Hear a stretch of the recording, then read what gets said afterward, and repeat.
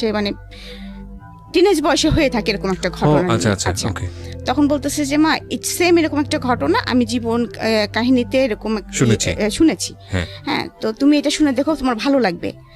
তো ওই যে আমার শুরু হলো নেশা।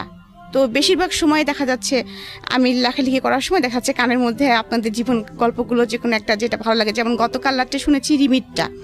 তো ওটা শুনে আমি কিন্তু সত্যি কথা যেটা বলবো, মানে আমি প্রেশারের ওষুধ খাই, প্লাস আমার একটা নার্ভের ওষুধ আছে, তারপরে আমাকে একটা অল্প পারে ঘুমের ওষুধও খেতে হয়, কিন্তু তারপরে ভোর 5টা পর্যন্ত আমি চোখ এক করতে পারিনি। হ্যাঁ, যদি কেউ বলে যে আপনি 38 বছরের বয়স্ক মহিলা হয়ে কেন রিমির গল্পটা আপনাকে এত ইফেক্ট করলো কেন? হ্যাঁ, ওই যে রিমির কান্নাটা, এবং আমি চিন্তা করলাম আমার না কেন জানি যে কোনো কাহিনী শুনলে মনে হয় কি ওইটা মনে হয় আমি হয়ে গেছি, এরকম মনে হয় মাঝে মাঝে আমার মনের মধ্যে। থ্যাংক ইউ সো মাচ, খুব ভালো একটা সূচনা বোধহয় হলো আজকের এই অনুষ্ঠানের। আপনার মেয়ে শোনে তার মানে এই অনুষ্ঠান? হ্যাঁ, আমার 2 মেয়ে শোনে। আচ্ছা, তো আপনার বড় মেয়ে কি করছে? আমার বড় মেয়ে এখন নর্থ সাউথে আর্কিটেকচার ইঞ্জিনিয়ারিং ভর্তি হয়েছে। ও শোনে এই প্রোগ্রামটা? জি, ও শোনে। বিউটিফুল। সো হ্যালো বলে দিলাম আমরা আমাদের এই অনুষ্ঠান থেকে। এবং আপনার ছোট মেয়েটা ক্লাস 9 এ বা 10 এ উঠবে। আচ্ছা, তো আজকে এই যে ভদ্রমহিলা যিনি আছেন রিমা, তার জীবন গল্পটা আসলে কি আমরা ধারাবাহিকভাবে আপনাদের সামনে উপস্থাপন করতে যাচ্ছি। এবং আপনি বলুন না, আপনার মতো করেই বলুন, আপনি কোথা থেকে শুরু করতে চান? অ্যাকচুয়ালি আমার শৈশব থেকে আমি শুরু করব। তো শৈশব তো আসলে খুব ছোটকালের কথা কিছু মনে থাকে না কারোর, সেগুলো হচ্ছে সবার বাবা মার কাছ থেকে শুনে তারপরে হয়তো আমাদের বলতে হয় ছোটকালে এরকম করতাম ওরকম করতাম। তো আমার যতদূর থেকে মনে আছে আমি তখন থেকে শুরু করব আর কি। তো আমি যেটা, আমার বাবা ছিলেন রোডসেন হায়ারের ইঞ্জিনিয়ার। আমার বাবারা হচ্ছে 13 ভাই বোন এবং আপন 13 ভাই বোন, মানে একই মায়ের পেটে 13 ভাই বোন? জি, আমার দাদির মোট সন্তান ছিলেন 18 জন, 13 জন বেঁচে ছিলেন লাস্ট পর্যন্ত। আপনার দাদি কি বেঁচে আছেন? জি, আমার দাদি গত 2 বছর হয়েছে মারা গিয়েছে। মাশাআল্লাহ। আমি তো অবশ্যই, এটা আসলে ওই দাদিদের আমলে এটা সম্ভব। আমার মনে হয় না যে বর্তমান আমলে কোনো মেয়ে বা ভদ্রমহিলা যদি কেউ শোনেন তিনি সেন্সলেস হয়ে যেতে পারেন, মানে ওই স্টেজ যাওয়া তো অনেক বড়ের বিষয়। ওকে, হ্যাঁ বলেন প্লিজ। তো আমার যতটুকু মনে আছে, মানে আমার ছোট ফুপু আর আমি, মানে আমার যেটা 11 নম্বর ফুপু আর কি, মানে আমি এখানে বলতে চাচ্ছি যে আমার ফুপু হচ্ছে 11টা। আচ্ছা, বাবার চাচা 2 জন, মোট 13 জন। আচ্ছা, তো বাবা হচ্ছে একদম 13 ভাই বোনের বড়। ও ওকে, মানে সবার বড়। 13 জনের মধ্যে আমার বাবা সবচেয়ে বড়। জি। আর ছোট চাচা হচ্ছে 6 ফুপুর পরে, মানে চাচা বাবার থেকে অনেক ছোট। তো আমাদের শৈশবটা এরকম ছিল যে আমরা যতটুকু শুনেছি যে আমার দাদা ভাই মানে গ্রামের খুব গণ্যমান্য একজন লোক ছিলেন, চেয়ারম্যানও ছিলেন। তিনি খুবই জাঁকজমক বর্ণাঢ্য জীবনযাপন করতেন এবং মোট কথা আমাদের পূর্বপুরুষরা জমিদার ছিলেন। যে এই বাড়িটা এখন আর নেই, তবে তো ওইটার ভগ্নাংশ এখনো আছে, কিন্তু এখন আমরা সব বংশধররা ছড়াই ছিটে গিয়েছি। মানে ওটা কোথায় আছে? এটা কুষ্টিয়ার জমিদার ছিলেন আপনার দাদা? আমাদের কুষ্টিয়ার জমিদার, মানে আমাদের শহর থেকে একটু ভিতরে। আচ্ছা, ওকে ওকে। তো যাই হোক, ওইভাবে আমরা সারা জীবনই শুনে এসেছি এবং আমরা এলাকায় গেলে ওরকম সম্মান নিয়েই থেকেছি। দাদা ভাইকেও দেখেছি। আমি দাদা ভাইকে খুব বেশি দেখিনি, 4 বছর বয়সে যতটুকু দেখা যায় আমার মেমোরিতে দাদা ভাই চেহারা খুব বেশি স্পষ্ট না। দাদা যান মারা যাওয়ার পরে তখন বাবা ফিল করেন যে দাদিকে একা বাড়িতে রাখা যাবে না, কারণ আমার ছোট ছোট অনেকগুলা ফুপু টুপু আছে। তো তখন আমার বাবা একদম সবাইকেই নিয়ে আসেন, আর আমার চাচু অনেক আগে থেকেই আমাদের কাছেই থাকতেন। একটা জিনিস আমি বুঝতে পারছি যে আপনার বাবা যেহেতু বড় ছিলেন, আপনার দাদার অ্যাবসেন্সে উনি আসলে সবার অভিভাবক হিসেবে দায়িত্ব পালন করেন। দাদা এবং মা, আমার মাও প্রচন্ড ইফোর্ট দিয়েছে সংসারের পেছনে, সেটা মানে না বললেই নয়। তো বাবা হঠাৎ করে একদিন দেখলাম যে একজন মানে বাসায় হারমোনিয়াম, ডুগি, তবলা এরকম নিয়ে আসেন। আমি একটু ইন্টারাপ্ট করছি এখানে, সেটা হচ্ছে যে আপনারা কয় ভাই বোন ছিলেন? ও, আমরা 3 ভাই বোন। 3 ভাই বোন ছিলেন? জি। আপনি বড় সবার? না, আমার ভাই বড়, আমি মেজো, ছোট ভাই। আচ্ছা, তো আপনি যে সময় মেমোরি দিয়ে শুরু করলেন, এটা কত বছর বয়সে আপনার? এটা আমার 4 বছর বয়সে। মানে স্কুলে তখনও ভর্তি হননি? মানে তখন স্কুলে যাব, সেই বছরই হয়তো স্কুলে ভর্তি। ঠিক আছে, হ্যাঁ বলুন। তারপরে বাবা ডুগি, তবলা, হারমোনিয়াম নিয়ে আসছে, করছে। তা আমরা তো সবাই খুব লাফালাফি করতেছি, কারণ পাশে তো আমি একা না, আমার ছোট ছোট আরো ফুপুরা ছিল। আমি বললাম না যে আমরা সবাই একসঙ্গে থাকতাম। তো বাবা এটা দিয়ে কি হবে, তখন হঠাৎ করে পরের দিন সকালে দেখলাম যে একটা লোক আসতেছে এবং খুব মেলি ভাব আর কি। তো আমরা বুঝতেছি না, তা আমাকে এসে বলতেছে যে এই বাবু এদিকে আসো, মানে এরকম করে আর কি। নাচের শিক্ষকরা একটু এরকম মেলি ভাষায় কথা বলে। তো আমার একটু কেমন লাগতেছে, বাসায় সবাই খুব হাসাহাসি করতেছি এরকম। আবার আমাকে ওই ঘরে যখন বাবা ডেকে নিয়ে গেছে যে আজ থেকে উনি তোমাকে নাচ শেখাবেন, আর আশেপাশ থেকে ফুপু টুপুরা উকি ঝুঁকি দিচ্ছে, মানে ছোট একটা ফ্যামিলিতে যা হয় আর কি, উকি ঝুঁকি দেওয়া কি হচ্ছে ওই ঘরের মধ্যে, এরকম একটা বিষয়। তো যাই হোক, আমি একটু একটু করে নাচ শেখা শুরু করলাম। তারপরে বাবা উনি আসেন, নাচটা নাচতে আমার ভালোই লাগে, কারণ আমি যেটা শুনেছি আমি নাকি ছোটকাল থেকে মানে অনুকরণ প্রিয় ছিলাম খুব আর কি। মানে যে যেভাবে কথা বলতেছি, যে যেভাবে হাঁটতেছি তার পিছ পিছে ওইভাবে দুষ্টামি করে হাঁটতেছি এরকম আর কি। আর আরেকটা কথা বলি যে আমাদের ফ্যামিলিতে যেহেতু আমার 11টা ফুপু, একটা চাচা, আর তখন শুধু ভাই বোন বলতে আমরা 3 জন, তার মধ্যে মেয়ে আমি একজন। আর আমি ছোটকালতেই স্বভাবত একটু স্বাধীন চেতা, কারণ আমার বড় ভাইটা অসম্ভব ভদ্র এবং ভালো। আর আমি দেখতাম যে যেহেতু এত বড় একটা সংসার, এখানে জেদ না করলে কিছু পাওয়া যাচ্ছে না সহজে। হ্যাঁ, খাবো না, হুমকি দিয়ে দিচ্ছি, আমাকে এখন এই নকপালিশ টেনে দিতে হবে এরকম আর কি। তো কারণ আমাকে দিতে হলে আমার ছোট ফুপুটা হয়তো মন খারাপ করবে, কিন্তু আমার তখন তো সেই সেন্সটা নাই। আমার লাগবে, আমাকে দিতে হবে, আমাকে দিবা না কেন, এরকম একটা। আর বাবার সঙ্গে আমার সম্পর্কটা খুব বেশি ভালো ছিল, যার জন্য ওই রাত্রে বাবা আসলে বা যখনই সুযোগ পেতাম পুটপুট করে, বাবা জানো এরকম নতুন মেকআপ বক্সটা উঠছে, বাবা জানো নতুন এই পেন্সিলটা আসছে, মানে এটা মাকে এড়ায় বাবার কাছ থেকে নেওয়া আর কি। এবং এটা যে একটা জিনিস ছিল, কিন্তু কখনোই সেই টাকাটা নিয়ে বা বাবা যদি কিনে দিত আমি একটা কিনতাম না কখনোই, কারণ ওই যে আমার ছোট ফুপুটার আমি এক বয়সের, এবং আমরা একই স্কুলে দুজনে পড়াশোনা করতাম, আচ্ছা একই সঙ্গে, এবং একটাই রিজার্ভ রিক্সা ছিল, দুজনে একটাতেই যাওয়া আসা করতাম।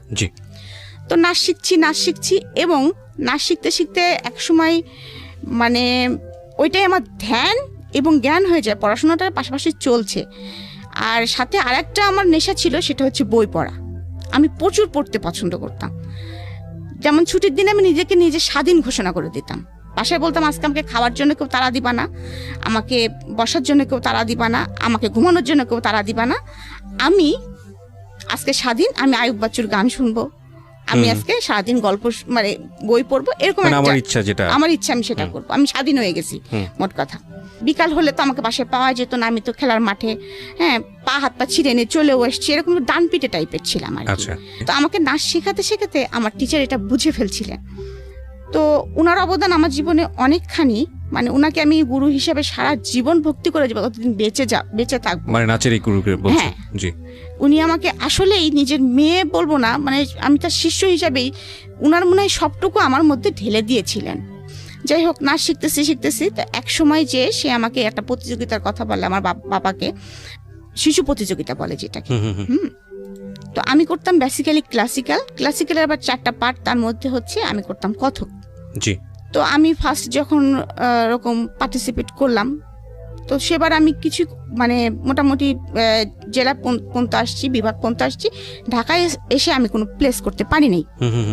আচ্ছা, মনটা অনেক খারাপ হয়েছে, স্বভাবতই ছোট বাচ্চা মানুষ কান্নাকাটি তো করবোই, কান্নাকাটি করছি। তো আমাকে উনি সবসময় ইন্সপিরেশন দিয়ে যেতেন, বলতেন না না তুমি বেটার করবা, আসলে তুমি তো ঢাকাতে শেখো না, মফস্বলের নাম শুনলে ওরা একটু নাক সিটকায় আর কি, এরকম করে আমাকে অনেক কিছু বলতেন টলতেন। তো যাই হোক, পরে আবার তার পরের বছর আসলাম, সেটা হলো শিক্ষা প্রতিযোগিতা। এটা স্কুল ভিত্তিক, স্কুল থেকে আসতে হয়, স্কুল থেকে নাম লেখাতে হয়। তো সেবার যখন আসলাম, তো সেবার আসার পরে আমি আমাদের জেলাতে তো আমি ফার্স্ট হলাম, বিভাগে এসে আমি সেকেন্ড হলাম। আচ্ছা, সেকেন্ড হলাম।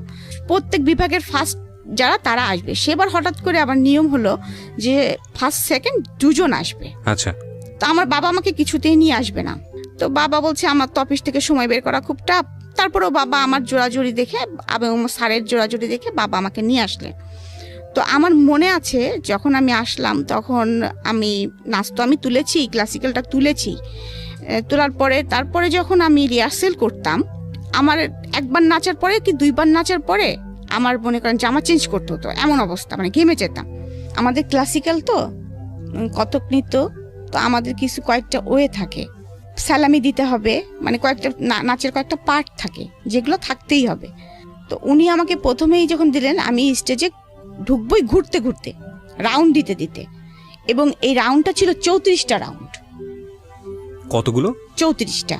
একটা স্টেজ কভার করে যখন ঘুরতে ঘুরতে ঘুরতে ঘুরতে ঘুরতে ঘুরতে ঘুরতে জাস্ট মাঝখানে এসে আমাকে দাঁড়াতে হবে। ওকে, মাঝখানে এসে আমাকে এভাবে দাঁড়ায় পড়তে হবে জাস্ট। ওকে, হ্যাঁ, তো এই 34টা ঘুরলেই পরে ব্যালেন্স ঠিক রাখা কিন্তু অনেক চাপ। আমাদের তো দুটো ঘুরলে মোটামুটি পড়ে যাওয়ার মতো অবস্থা হয়। আমাদের তো আমি 4 বছর বয়স থেকে ক্লাসিক্যাল করতেছি, অভ্যস্ত হয়ে গেছে, প্র্যাকটিস হয়ে গেছে। অনেক কঠিন একটা মানে নাচ, যখন ওই বয়সে আমার করার কথা না, উনি তুলে দিলেন আমাকে। তো আমার মনে আছে আমাদের বিচারক ছিলেন শিবলি, তারপরে নিপা, শিবলি মোহাম্মদ, হ্যাঁ হ্যাঁ, আচ্ছা, আর সাথে আরেকজন ছিলেন, তার নামটা আমি মনে করতে পারতেছি না এই মুহূর্তে।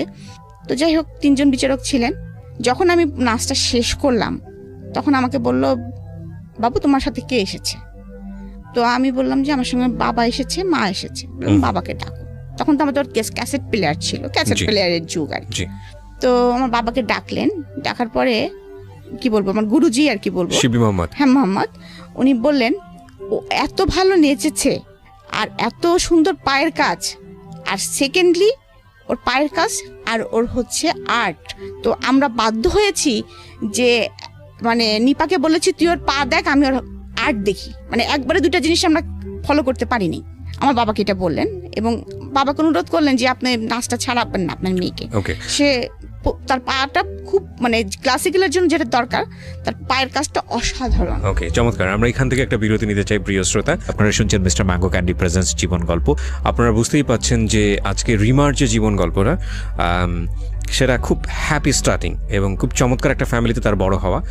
চমৎকার বলছি এই কারণে যে আমাদের আজকের সময়ে এই শহরের জীবনে, অন্তত শহরের জীবনে কিংবা গ্রামীণ জীবনেও বোধহয় খুব একটা যৌথ পরিবার দেখা যায় না, এবং এতটা ভাই বোনের পরিবার খুবই বিরল। যৌথ পরিবারে বড় হওয়ার একটা মজা হচ্ছে যে সুখ দুঃখ আনন্দ ওখানে খুব হইচই করে ভাগাভাগি করা যায়। প্রাইজ দিলেন এবং আমাকে, আমার মনে আছে অনেকগুলি বই দেওয়া হলো। হ্যাঁ, মানে অনেক, মানে কি মিনিমাম 22-23টা, মানে এত বড় একটা বই আমি ছোট মানুষ টেনে আনতে পারছিলাম না। আর আমি একেতেই ছোট মানুষ, আর দেখতে শুনতে তো এমনিই ছোট মানুষ, কারণ আমি লম্বা হই নাই, তারপরে মানে সেই কমপ্লেন খাই নাই, তুই বেড়ে উঠি নাই। হ্যাঁ, তো এরকম একটা অবস্থা। যাই হোক, আরো শুকনা ছিলাম তখন। তো আমি স্টেজ থেকে টেনে আনতে পারতেছি না, এটা খুব একটা হাস্যকর ব্যাপার হয়ে যাচ্ছে সবার কাছে। আমার যাই হোক, বাবা আমাকে হেল্প করতেছে, করতেছে। তারপরে তো আমি রূপার মেডেল পেয়েছি, এটাও একটা খুব মানে মজার বিষয়। যখন এলাকাতে গেলাম সম্বর্ধনা হলো, তো এভাবে চলতেছে, আমি নাচ শিখতেছি। তো তখন থেকে আমার শুরু হয়ে গেল মনের ভিতরে একটা, মানে তখন তো ক্লাস 8-এ 9-এ উঠেছি কেবল, তো তখন তো আমি একটু একটু বুঝি। তখন কিন্তু আমার একটা মানুষের একটা এম থাকে কিন্তু, যে আমি এই লাইন ধরবো, বা আমি ইঞ্জিনিয়ার হব, বা ডাক্তার হব, বা আমি যেই কিছু একটা হব, আমাকে জীবনে তো কিছু একটা হতে হবে। কারণ আমি দেখে এসেছি ছোটকাল থেকে যে আমার ফ্যামিলিতে আমার চাচু এস্টাবলিশড, খুব ভালো পর্যায়ে আছে, সে জয়েন্ট সেক্রেটারি, এখন হচ্ছে অতিরিক্ত সচিব। আচ্ছা। তো তখন প্রথম যখন ম্যাজিস্ট্রেট হিসেবে সে জয়েন করেছিল, তখন প্রশাসন লাইনে ছিল সে। বাবাকে দেখেছি, বাবা ইঞ্জিনিয়ার। তারপরে আরো ফ্যামিলি আনুষঙ্গিক ফুপা টুপো মোটামুটি একটা নাইস একটা ইয়া। এদিকে কিন্তু একটা বিষয় আমি আপনাদেরকে আর কি অবগত করতে চাচ্ছি, যে আমি নাচ শিখছি বলে খুব স্মুথ ভাবে শিখছি এটাও কিন্তু না। কারণ যতই হোক আমরা Bangali family, conservative family, secondly conservative, secondly যৌথ ফ্যামিলি, তারপরে আরেকটা বিষয় আছে মফস্বলে বাস করি। রাইট, মফস্বলে বাস করি। আর আমাদের যেহেতু যৌথ ফ্যামিলি, সেহেতু মানে 12 রকম মানুষ, 12 রকম মন, 12 রকম কথা। জি। তো এরকম চলতেছে। তো আমার কিন্তু মনের ভিতরে আমার একটা স্বপ্ন, মানে আমার নাচ মানে একটা স্বপ্ন হয়ে গেছে। তো চাচু তখন এই কয়দিনে কি ঘটে গেছে সেটার জন্য চাচু এসে, আর আমার অভ্যাস ছিল চাচুর পিস ঘোরা, আর চাচুর ঘাড়ে চড়ার অভ্যাস ছিল খুব বেশি। তো আমাকে ঘাড়ে চড়ায় চাচু ওই পেটে একটা এরকম ই করে বলতো রেডিও অন। হ্যাঁ, আর আমার তখন শুরু হয়ে যেত আর কি, বাসায় কয়দিনে কি হয়েছে জানো, যাচ্ছে এটা হয়েছে, এটা হয়েছে। মা বাবাকে ধরে বকা দিয়েছিল, ভাইয়া এরকম দুষ্টামি করেছিল, কি ছোট ফুপু ফুল আপডেট আপনি দিয়ে দিলেন এক সপ্তাহ আগে, চাচাকে পুরো দিয়ে দিতাম আর কি। ওকে। তো এরকম একটা মজার লাইফ আমার চলতেছে আর কি, খুবই মজার। মানে আমি আসলে আমার ছোট শৈশবটা মনে হয় এখনো মাঝে মাঝে স্বপ্ন দেখি। তো আমার টিচার আমাকে নাচ শেখাচ্ছেন এবং একদিন আমাকে শাস্তি দিলেন যে তুই যেহেতু এটা 30 বার প্র্যাকটিস করিসনি, তো শাস্তি আজকে সারাদিন তুই নুপুর পরে থাকবি। বললো সারাদিন তুই নুপুর খুলতে পারবি না, খাবি নুপুর পরে, গোসল করবি নুপুর পরে, এবং তোকে 100 বার প্র্যাকটিস করতে হবে। ওকে। কারণ তার আগে আমার নতুন করে একটা প্রোগ্রাম ছিল। ওকে। তো আমিও জেদ হয়ে গেল, ঠিক আছে তাই হবে, হ্যাঁ তুমি আমাকে বকা দিলা, এরকম আমার সবসময় এরকম ছিল, তুমি আমাকে বকা দিলা তো ঠিক আছে, তা মা এত বলছে তুই নুপুর খোলা, আমি না আমি 100 বার প্র্যাকটিস করবো, ওইরকমই মা হয়তো একটু খাওয়াই দিচ্ছে, খাচ্ছি, তারপরে আবার ক্যাসেট ছেড়ে আবার প্র্যাকটিস শুরু করতেছি। এমন হলো সারাদিন নুপুর বেঁধে রাখাতে আমার পা ফুলে গেল। তারপরে তো যাই হোক, পরের দিন যখন আমার টিচার আসছেন, বাবা খুব রেগে গেছেন, তো তুমি এটা কি করছো, আমার মেয়ের পাটা দেখছো তুমি? তা বলে কি আমি মানে উনি তো মেয়েলি ভাষায় কথা বলে, তা বলতেছে ভাই জান আমি তো বলছি কিন্তু ও যে গোসা করে সারাদিন পরে থাকবে আমি তো বুঝতে পারি নাই। তো যাই হোক কালু মামা বলে যে নিজেই তেল গরম করে আনে, আমার মার কাছ থেকে তেল চায়, নিজে পায়ে মালিশ টালিশ করে। যাই হোক তারপরে সেবার নতুন করে তো আমি পার্টিসিপেট করলাম এবং আমি 68 মার্ক নিয়ে সেবার আমি 3rd হলাম। আমার সঙ্গে ফার্স্ট হয়েছিলেন শাওন। শাওন মানে হুমায়ূন আহমেদের স্ত্রী শাওন, আমাদের প্রিয় শাওন। ওকে, সো বুঝতেই পারছেন যে আজকের যিনি গেস্ট তার কালচারালি মানে শৈশবে একটা শক্তিশালী ব্যাকগ্রাউন্ড আছে ইনফ্যাক্ট। হ্যাঁ বলেন প্লিজ। তো তখন থেকে আমার মনের ভিতরে ইচ্ছা যে একটার পর একটা যখন অ্যাচিভমেন্ট করতেছি আমি, যে আমার তখন থিম হয়ে গেছে যে আমি নৃত্যশিল্পী হব। আচ্ছা, এবং এটা হতে হলে কি করতে হয় সেটাও আমি জানি, যে মানে বুঝতে পারতেছি, বিভিন্ন জায়গা থেকে শুনতেছি যে ইন্টারমিডিয়েট পাস করব, আমাকে ইন্ডিয়া যে আমি একটা কোর্স করব, বা আমি রবীন্দ্র ভারতী যে ভার্সিটি আছে ওখানে আমি অ্যাডমিট হব, এরকম একটা মনের মধ্যে একটা স্বপ্ন গুছাচ্ছি। এর মধ্যে আমার বাবা ট্রান্সফার হয়ে কুষ্টিয়ায় চলে আসেন। কুষ্টিয়ায় চলে আসার পরে কিছুদিন আমরা ভাড়া বাসায় থাকি, কারণ আমরা অনেক মানুষ ছিলাম, আমাদের হতো না। তো তারপরে বাবা ওখানে আবার জায়গা কিনে, আমাদের কুষ্টিয়া যেহেতু হোম ডিস্ট্রিক্ট, তো সেখানে বাবা আবার জায়গা কিনে বাড়ি করে ফেলেন, একবারে দোতলা বাড়ি করেন। যখনই বাবা বাড়িটা করেন তখনই হচ্ছে এমন অবস্থা হয় যে আমরা তো ছিলামই, আমার ফুপু টুপু আমার দাদি ছিলামই, তো গ্রাম সাইডে যেসব ফুপুদের বাড়ি ছিল তাদের ছেলে মেয়েরাও সবাই যারা কলেজে ভর্তি হলো সবাই আমাদের বাসায় এসে উঠার পরে তখন হচ্ছে আমি ক্লাস 10-এ অলরেডি উঠে গেছি। 10-এ ওঠা মানে আমার তখন প্রায় 15 বছর বয়স, একেবারে ছোট না, মানে ছোট না বলতে কি একটু বোঝা শুরু করেছি যে আমি একেবারে ছোট না। আমাদের সিস্টেম ছিল দোতলায় আমরা মেয়েরা থাকতাম আর নিচতলায় হচ্ছে সব ছেলেরা থাকতো আর কি। তো বাসা ভর্তি যেহেতু মানুষ এইভাবে চলছে, কিন্তু এখন আমি যেটা বলবো সেটা হচ্ছে যে আমার কৈশোরে পদার্পণ যেটা বলবো আর কি, বয়সন্ধিকালে হচ্ছে যে আমি যে খুব সুন্দর, আমি যে অমক বা আমি তমক, এরকম কমপ্লিমেন্ট কখনো আমাকে ফ্যামিলি থেকে দেওয়া হয়নি কখনো। উল্টো আরো কমপ্লিমেন্ট পেতাম যে শর্ট এর কখনো বিয়েই হবে না, লম্বা হতাম না যেহেতু। আর যেহেতু ওই যে ডান পিঠের স্বভাবটা ছিল তার জন্য আমি কিন্তু আমার গায়ের রং কিন্তু 2 ভাগ থেকে চাপা। তো স্কুলে যেতাম যখন, তখন দেখতাম যে কিছু কিছু ছেলেরা সাইকেল নিয়ে পিস পিস যাচ্ছে, তো মজাই লাগতো আর কি, মজা লাগতো কি রে এই ছেলেটা পিস পিস আসে কেন। আবার এমনও আছে কোনোদিন এসে হয়তো বলেও দিতাম বাসায় যে ভাই জানিস যাচ্ছিলাম আমাদের পাড়ার অমুক ছেলেকে দেখলাম, মানে ফুপাতো ভাই তো মেলাগুলায় বাসায়, আমার ভাইকেও বলতেছি, আমার ফুপাতো ভাইদেরকে বলতেছি যে তারা আবার কি করছে, দেখা যায় তাকে যে শাসায় থুয়ে আসছে, তুই আমার বোনের পিস পিস গেছিস কেন। এটা হয়তো বা আমি জানিও না বা আমার বাবাও জানে না। তো এইভাবে চলতেছে। যাই হোক ওই সময় আমার তখনও স্ট্যান্ড বাই 2 ফুপুর বিয়ে হয় নাই, তো আমাকে নিয়ে প্রচন্ড ঝামেলা শুরু হলো। মানে আপনার পিছনে এরকম ভাবে? হ্যাঁ, আমার পিছনে এ পাড়ার ছেলে লেগে গেল, ও পাড়ার ছেলে লেগে গেল, কেউ মানে বাসায় ফোন করে, কেউ ডিস্টার্ব করে, মানে স্কুলে তো ডিস্টার্ব করে, চিঠিপত্র তো দেয়। আর আমি আবার এখানে একটা বোকামি, এখন মনে হয় যে বোকামি করেছি, যে আমি আবার তাদেরকে পিটাইতাম। মানে বললো রাস্তার মধ্যে একটা প্রস্তাব দিল, এই চিঠিটা নাও, আমি জুতা পিটা করে চলে আসছি, দেখা যাচ্ছে যে বদমাইশ তোর চিঠি নেবো কিসের জন্য। হ্যাঁ, তারপরে দেখা যাচ্ছে আবার বাসায় এসে আবার নালিশ করলাম, আমার ভাইরা যে আবার তাদেরকে পিটনে দিল, আবার এই পাড়ার ছেলে হলো ও পাড়ার ছেলের সাথে মারামারি লেগে গেল, মানে এরকম মানে সিচুয়েশনটা তৈরি হয়ে গেল। অনেক সময় ফোন করে বাবাকে হুমকি দিত যে আপনার মেয়েকে তুলে নিয়ে যান, কি করবেন দেখি, ও যে আমাদের পিটাইলো মারাইলো, হ্যাঁ আপনারা যে কাজটা করলেন বাবা হয়তো জানেও না। সেকেন্ডলি আর একটা বিষয় লক্ষ্য করা গেল ফ্যামিলিতে, সেটা হচ্ছে এখন বুঝি যে আমি যেহেতু খুব আদরের ছিলাম, একটা মেয়ে ছিলাম, তো আমার বাবা চাচার মিলে আমি একটা মেয়ে, এবং এভাবে মানুষ হচ্ছে দেখে হয়তোবা আমার কিছু কিছু ফুপুদের মধ্যে গ্রো করা শুরু করলো। তাদের তো সবার ছেলে আছে, আমাদের বাসায় লেখাপড়া করে, কারোর সঙ্গে বাইচান্স যদি আমার কোনো ভাব হয়ে যায় তাহলে তো বাবা না করতে পারবে না। ওকে, আমরা এরকম একটা কমপ্লেক্স সিচুয়েশন থেকে একটা ছোট্ট বিরতি নিতে চাই প্রিয় শ্রোতা, সেকেন্ডবারের মতো। আপনারা শুনছেন মিস্টার ম্যাঙ্গো ক্যান্ডি প্রেজেন্স জীবন গল্প, আমি আরজি কিবরিয়া আপনার সঙ্গে রয়েছি। প্রিয় শ্রোতা, আপনাদের সবার জন্য একটা বিশেষ সেগমেন্ট যুক্ত হলো আজকে থেকে মিস্টার ম্যাঙ্গো ক্যান্ডি প্রেজেন্স জীবন গল্পে। সেটা হচ্ছে এখন থেকে অনুষ্ঠান চলার কালীন সময়ে আমি আপনাদের সঙ্গে ইউটিউবে চ্যাট করব, এবং সেটা হবে আমার ইউটিউব চ্যানেলে। যারা এই মুহূর্তে আমাকে শুনতে পাচ্ছেন ঠিক রাত 12টায়, আমি আবারও বলছি ঠিক রাত 12টায় আমার চ্যানেল থেকে এই আজকের অনুষ্ঠানের ভিডিও ফুটেজ ওখানে প্রিমিয়ার করা হবে, এবং সেটা হবে লাইভ আকারে।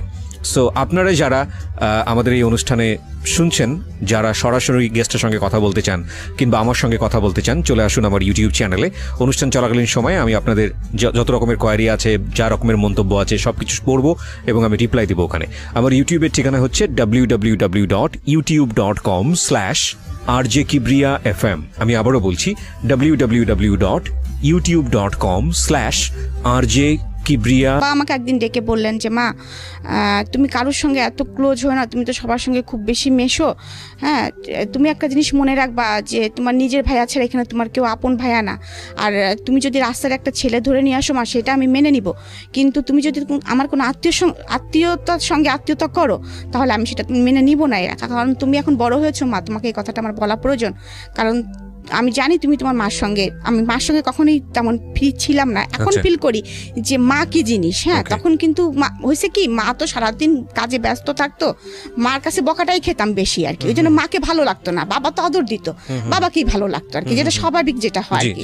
তখন মা হচ্ছে ভিলেনের রোলটা পালন করতেছে আর কি, কারণ মা শাসন করেন। হ্যাঁ, তো তখন আমি হচ্ছে এমনকি আমি রাগ হলে, মার উপরে রাগ হলে মাকে বলতাম তুমি আমার মা না, তুমি আমার খালা। এমনকি একদিন ফকির আসছে, আমার আবার খুব ফকিরের ভিক্ষা দেওয়ার স্বভাব ছিল। রাস্তায় আপনার মানে কোনো রিক্সাওয়ালাকে দেখলে, মানে একটু বুড়ো মতো রিক্সাওয়ালা দেখলে ব্যাগে যা থাকতো দিয়ে দিতাম। আচ্ছা, মানে আমার এখনো সেই স্বভাবটা আছে, যার জন্য আমি অনেক বকাও খাই, এখনো সেই স্বভাবটা আমার আছে। তো যাই হোক, এরকম একটু মায়া দয়াপূর্ণ লোক ছিলাম, মানুষ ছিলাম, যেমন যেদি ছিলাম অপরদিকে এই দিকটা ছিল আর কি। তো যাই হোক, এর মধ্যে আমার ফ্যামিলিতে খুব এটা নিয়ে খুব হইচই চলতেছে। বাবা ট্যাকেল দেওয়ার চেষ্টা করতেছে, পারতেছে না। এদিকে ফুপুরা বল কি, আমার ছেলে তো এরকম ভালো পাস করতেছে, আমার ছেলের সাথে বিয়ে দিয়ে দাও। ও বলে যে না ঠিক আছে মিয়া ভাই, মেয়ের নাচটা বন্ধ করে দাও, এরকম। আবার বিভিন্ন জায়গাতে বিয়ের প্রস্তাব আসে, এদিকে আবার হুমকি আসে। ইন্ডিপেন্ডেন্ট টাইম একদিন আমি তখন ফার্স্ট ইয়ারে পড়ি, তো আমি রিক্সায় করে আসতেছি। Honours first year? হ্যাঁ, অনার্স না, আমি ইন্টারমিডিয়েট ফার্স্ট ইয়ার। হ্যাঁ, তখন অনলি আমার 16 বছরে পা দিয়েছি আমি। তো আমি কুষ্টিয়া সরকারি কলেজে পড়তাম। জি। তো আমি কলেজ থেকে আসতেছি দুপুরের টাইম, একটু নিরিবিলি, 3:30 বাজতো আমাদের ক্লাস শেষ হতে হতে। আমার ছোট ফুপুর আমি একসঙ্গে যেতাম। তো সেদিন ছোট ফুপু আর জাননি কি কারণে, যে কোনো কারণে হোক। তো হঠাৎ করে আমরা পিছনে একটা ছেলে ঘুরতো, এরকম, আমি নামটা এখন বলতে চাচ্ছি না। তাকে দেখে যে আমার কখনো ভালো লাগেনি, এটা কিন্তু বললে মিথ্যা কথা বলা হবে। মানে আমি তাহলে আপনি পুরো গল্পটাই আসলে শুনতে চাই। গল্পটা বলি এরকম, সেই ছেলেটা আমার সাথে পড়তো জেলা স্কুলে। আচ্ছা, একই ক্লাসমেট, একই পাড়ায় বাড়ি, পাশাপাশি বাড়ি আমাদের। হ্যাঁ, তো ওরা অনেকগুলি ভাই, তো আমাদের সাথে সম্পর্ক ছিল খুব ফ্যামিলিগত আর কি। হ্যাঁ, তো ও যখন আমাদের একটা, তখন আমার তো অবজেক্টিভের যুগে পাশ করা, অনুপম নামে একটা গাইড ছিল। হ্যাঁ, তো একদিন আমাকে বলতেছে রিমা তোর কাছে অনুপম গাইড আছে? তাই আমি বললাম যে হ্যাঁ আমি এটা কিনেছি। হ্যাঁ, তো আমার কাছে ওই গাইডটা নিয়ে যাওয়ার পরে 2 দিন পরে গাইডটা যখন ফেরত দিল, আমাদের একটা চিঠি দিল। তো চিঠিটা দেওয়ার পরে চিঠিটা পড়লাম, আমি তো চিঠি তো আর একা পড়ি নেই, চিঠিটা মানে বইটা খুলতে যে চিঠি পড়লে এর মধ্যে একটা জিনিস আছে, দেখিস পাড়ার ছেলে। কিন্তু আমি আমার ছোট ফুপু তো একদম বান্ধবী। হ্যাঁ, ফুপু দেখ, মানে তার নামটাই আর কি বলে ফেলতে যাচ্ছিলাম আর কি। তো ও আমাকে এরকম চিঠি দিয়েছে, দেখি কি লিখেছে, যখন ওই বয়সে যেটা হয় আর কি। 2টা চিঠি দিয়েছে, তার মধ্যে আবার আর্টও করেছে, 2টা পায়রা একটা লাভ নিয়ে উঠে চলে যাচ্ছে আর কি, এরকম কিছু আর কি। হ্যাঁ, তো ভালোবাসা না ভালো লাগা না, কিন্তু বিষয়টা হচ্ছে পেটের মধ্যে প্রজাপতি কিন্তু উঠতেছে, মানে একটু ভালো লাগা তো তখন বুঝি আর কি। যাই হোক, তখন ওই পর্যন্ত তো আমি তখন ওকে বলতেছি কি, তো একদিন আমাকে জিজ্ঞেস মানে ওই ছেলেটা সরাসরি আমাকে জিজ্ঞেস করে। যাই হোক, সবসময় তো মাঠে খেলাধুলা হচ্ছে, দেখা সাক্ষাৎ হচ্ছে। তখন বলতেছে কি, তোকে চিঠি দিছিলাম, চিঠিটার উত্তর দিলি না। তা আমি বললাম চিঠির উত্তর দিয়ে কি তুই জুতার বাড়ি খাবি? ভাই শুনলে তোরা কি করবে তো জানিস? মানে ওর বড় ভাই আর আমার বড় ভাই আবার একদম জানে দোস্ত। হ্যাঁ, তখন আমি বলতেছি কি, ভাই শুনলে তোকে কি করবে জানিস? আমি লিটন ভাইকেও বলে দিবে এই কথা, আমার ভাইকেও বলে দিবে এই কথা। তখন ও বেচারি আমার পিছনে এরকম ঘুরতেছে, আমি কোনো পাত্তা দিচ্ছি না, কিন্তু ভালো লাগাটা কিন্তু আমার ভিতরে আমার একটু আছে যে ভালো লাগতেছে। ও যখন পিছন পিছন ঘুরে বা আমার বাসার সামনে দিয়ে যায় তখন কিন্তু আমি ছাদে উঠি, দেখি যাচ্ছে, এরকম আর কি। মানে আপনার ভিতরে একটু ভালো লাগে কিন্তু আপনি সেটা বুঝতে দেন না। হ্যাঁ, বুঝতে দেন না, কিন্তু ওই ভালো লাগাটা কি ভালোবাসা আমি এটা তখনও বুঝি নাই। আচ্ছা, ইন্টারমিডিয়েট ফার্স্ট ইয়ার। হ্যাঁ, ইন্টারমিডিয়েট ফার্স্ট ইয়ার, বুঝতেছি না এই বিষয়ে কোনো, তখন তো মোবাইলের যুগও না, কিছুই না, তখনকার যুগটাই ছিল তো এরকম যে একটু চোখে দেখা দেখি হলো, একটু গোপনে হয়তো একটু বাগানে আগানে যারা একটু কথা হলো, এই তোমার এই চিঠিটা এই টাইপের আর কি পরিবেশ শুরু হয় না। তারপরে আমরা যৌথ ফ্যামিলিতে বিলং করি, রাস্তাতে হাঁটতে গেলেও দেখাচ্ছে কোনো না কোনো ভাইয়ের সাথে দেখা হয়ে গেছে, এই যে কার সাথে কথা বলছিলি, এরকম একটা অবস্থা। তো আমাদের তো কোনো রকম স্বাধীনভাবে কোনো কিছু করার মতো পরিস্থিতি নাই। তো যাই হোক, এরকম পরিস্থিতি চলতেছে। এইদিকে আবার আমার হঠাৎ করে বাসার মধ্যে এরকম চলতেছে, হঠাৎ করে ওই ছেলেটা ভালো ছিল লেখাপড়ায়, কি হয়েছে কোনো সঙ্গদোষে বা কোনো কিছু কারণে একটু খারাপ হয়ে যায় মানে শুনতাম আর কি, নেশা টেশা করে। আমি যখন ম্যাট্রিক পরীক্ষা দিয়েছিলাম তখন ওরা ম্যাট্রিক পরীক্ষা দেওয়ার কথা ছিল, কিন্তু দেয়নি। এনিহাউ সে কেন কারণে দেয়নি, তো যাই হোক, কিন্তু আমার পিছনে ঘুরতোই। তা আমি মাঝে মাঝে বলতাম যে তুমি ম্যাট্রিক পরীক্ষা দিলা না, তুমি করলা না, তা তুমি হচ্ছে আমার পিছনে ঘুরো কি করে, তুমি তো এখন আমার জুনিয়র হয়ে গেছো। তো এই কথাগুলো কিন্তু মার কানে বাবার কানে প্রতিনিয়ত যাইতো, যে ও আমাকে এরকম খুব ডিস্টার্ব করতো। এবং আমি তখন কিন্তু অলরেডি বোধ বুদ্ধি হয়ে গেছে যে না, এরকম করা যাবে না। হ্যাঁ, কারণ ও যেহেতু ম্যাট্রিক পরীক্ষা দেয়নি, খারাপ ছেলেদের সাথে মিশে গেছে, ভালো লাগাটা আমার দূর হয়ে গেছে, সোজা কথা, আর ভালো লাগাটা নাই। তো তখন একদিন আমার মা ওকে যে বলতেছে যে তুমি যে ওকে এরকম হুমকি দামকি দিচ্ছ, তুমি কি জানো বাবা, তুমি যে এমনি তোমাদের সাথে আমাদের খুব ভালো একটা সম্পর্ক, সেকেন্ডলি তোমার সাথে আমার মেয়ে বেঁধে তুমি কি পারবা, তুমি ওর থেকে ছোট ক্লাস, তুমি লেখাপড়া করনি, তারপরে তুমি যে মস্তানি হস্তানি করে বেড়াও, আর আমার মেয়ে জুতা কয়টা আর কতগুলো জামা তুমি জানো, ও কতগুলো জুতা পরে কতগুলো জামা পরে, ও কোনো জামার সাথে ম্যাচিং করে ছাড়া জুতা স্যান্ডেল জামা পরে না, তুমি তো এগুলো পারবা না বাবা, তুমি খালি খামাখাওকে কেন ডিস্টার্ব করতেছো, ও তুমি অ্যাফোর্ড করতে পারবা না। যাই হোক, আমার মা এই ডায়লগটা মনে হয় সবাইকেই দিতেন, যে ফোন করতো তাকেই মনে হয় ডায়লগটা দিতেন। এটা একটা মজার বিষয় যে আমার জুতার খরচকে অ্যাফোর্ড করতে পারবে না। হ্যাঁ, কারণ আমার জুতার প্রতি খুব দুর্বলতা ছিল, আমি প্রচুর জুতা কিনতাম। যাই হোক, তো এরকম একটা পরিস্থিতি, কলেজ থেকে আসতেছি আমি, আসার পরে আপনাকে কি বলবো আর কি, হঠাৎ করে কয়েকটা ছেলে আমার রিক্সাটা ঘিরে ধরে, মানে আমি যেটা একদম অপ্রস্তুত ছিলাম, এবং পরে দেখি ও আছে সাথে। তো অনেক কথা কাটাকাটি হচ্ছে ওর সাথে আমার, ও বলতেছে তুই এখনই যাবি আমার সাথে, তোকে আমি এখনই বিয়ে করবো, তুলে নিয়ে যাই বিয়ে করবো, দেখি কার ক্ষমতা কে ঠেকায়। আমি বলছি কেন তোমার সঙ্গে আমি যাবো, তুমি কেন আমাকে বিয়ে করবা, আর তুলে নিয়ে বিয়ে করার কেস, তোমার বিয়ে করতে হলে আমার বাসায় আসো, খালাম্মাকে বলো। হ্যাঁ, এরকম বলতেছি যে, আর আমি তো এখন বিয়ে করবোই না, অসম্ভব, আমার সামনে ইন্টারমিডিয়েট পরীক্ষা, আমার একটা লাইফ পড়ে আছে, আমি তখন বিয়ে করবোই না, তুমি তো বললে হবে না, আর আমি তো তোমাকে কোনোদিনও বলিনি যে আমি তোমাকে ভালোবাসি বা এরকম, তুমি আমাকে বলেছো, আমি কিছুই বলিনি তোমাকে, তুমি তো আমাকে ভেবে ফোর্স করতে পারো না। ওর সঙ্গে আমার খুব মানে কথা কাটাকাটি হচ্ছে। এর মধ্যেই ও দেখি কি পিছন থেকে একটা পিস্তল বের করে ফেলছে। এখন ওইটা অরিজিনাল কি নকল আই ডোন্ট নো, আমি তখন তো চিনি না পিস্তল। ওইটা আমার সরাসরি মাথায় ঠেকাই বলতেছে, হয় আজকে তুই মরবি, নাহলে আমি মরবো, যে কোনো একজন মরবে। মানে সেই একদম বাংলা সিনেমা মোটামুটি আর কি, যদিও বাংলা সিনেমা, কিন্তু তবু ওইটা আমি মানে রিয়েলাইজ করতে পারতেছি যে আমি কি মুভমেন্টে আছি। যাই হোক, ওরকম যখন রাস্তার মধ্যে বার বিতর্কটা চলতেছে, তখন আমাদের মানে আশেপাশে যায় না কিছু ছেলে পেলে, ওরা দেখছে যে আপুর সাথে এরকম হচ্ছে।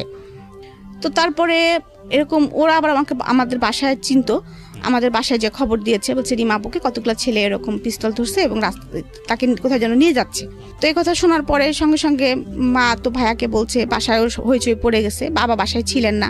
কথা প্রসঙ্গে মা কিন্তু বুঝতে পারছে এটা টিটুরি কাজ হতে পারে।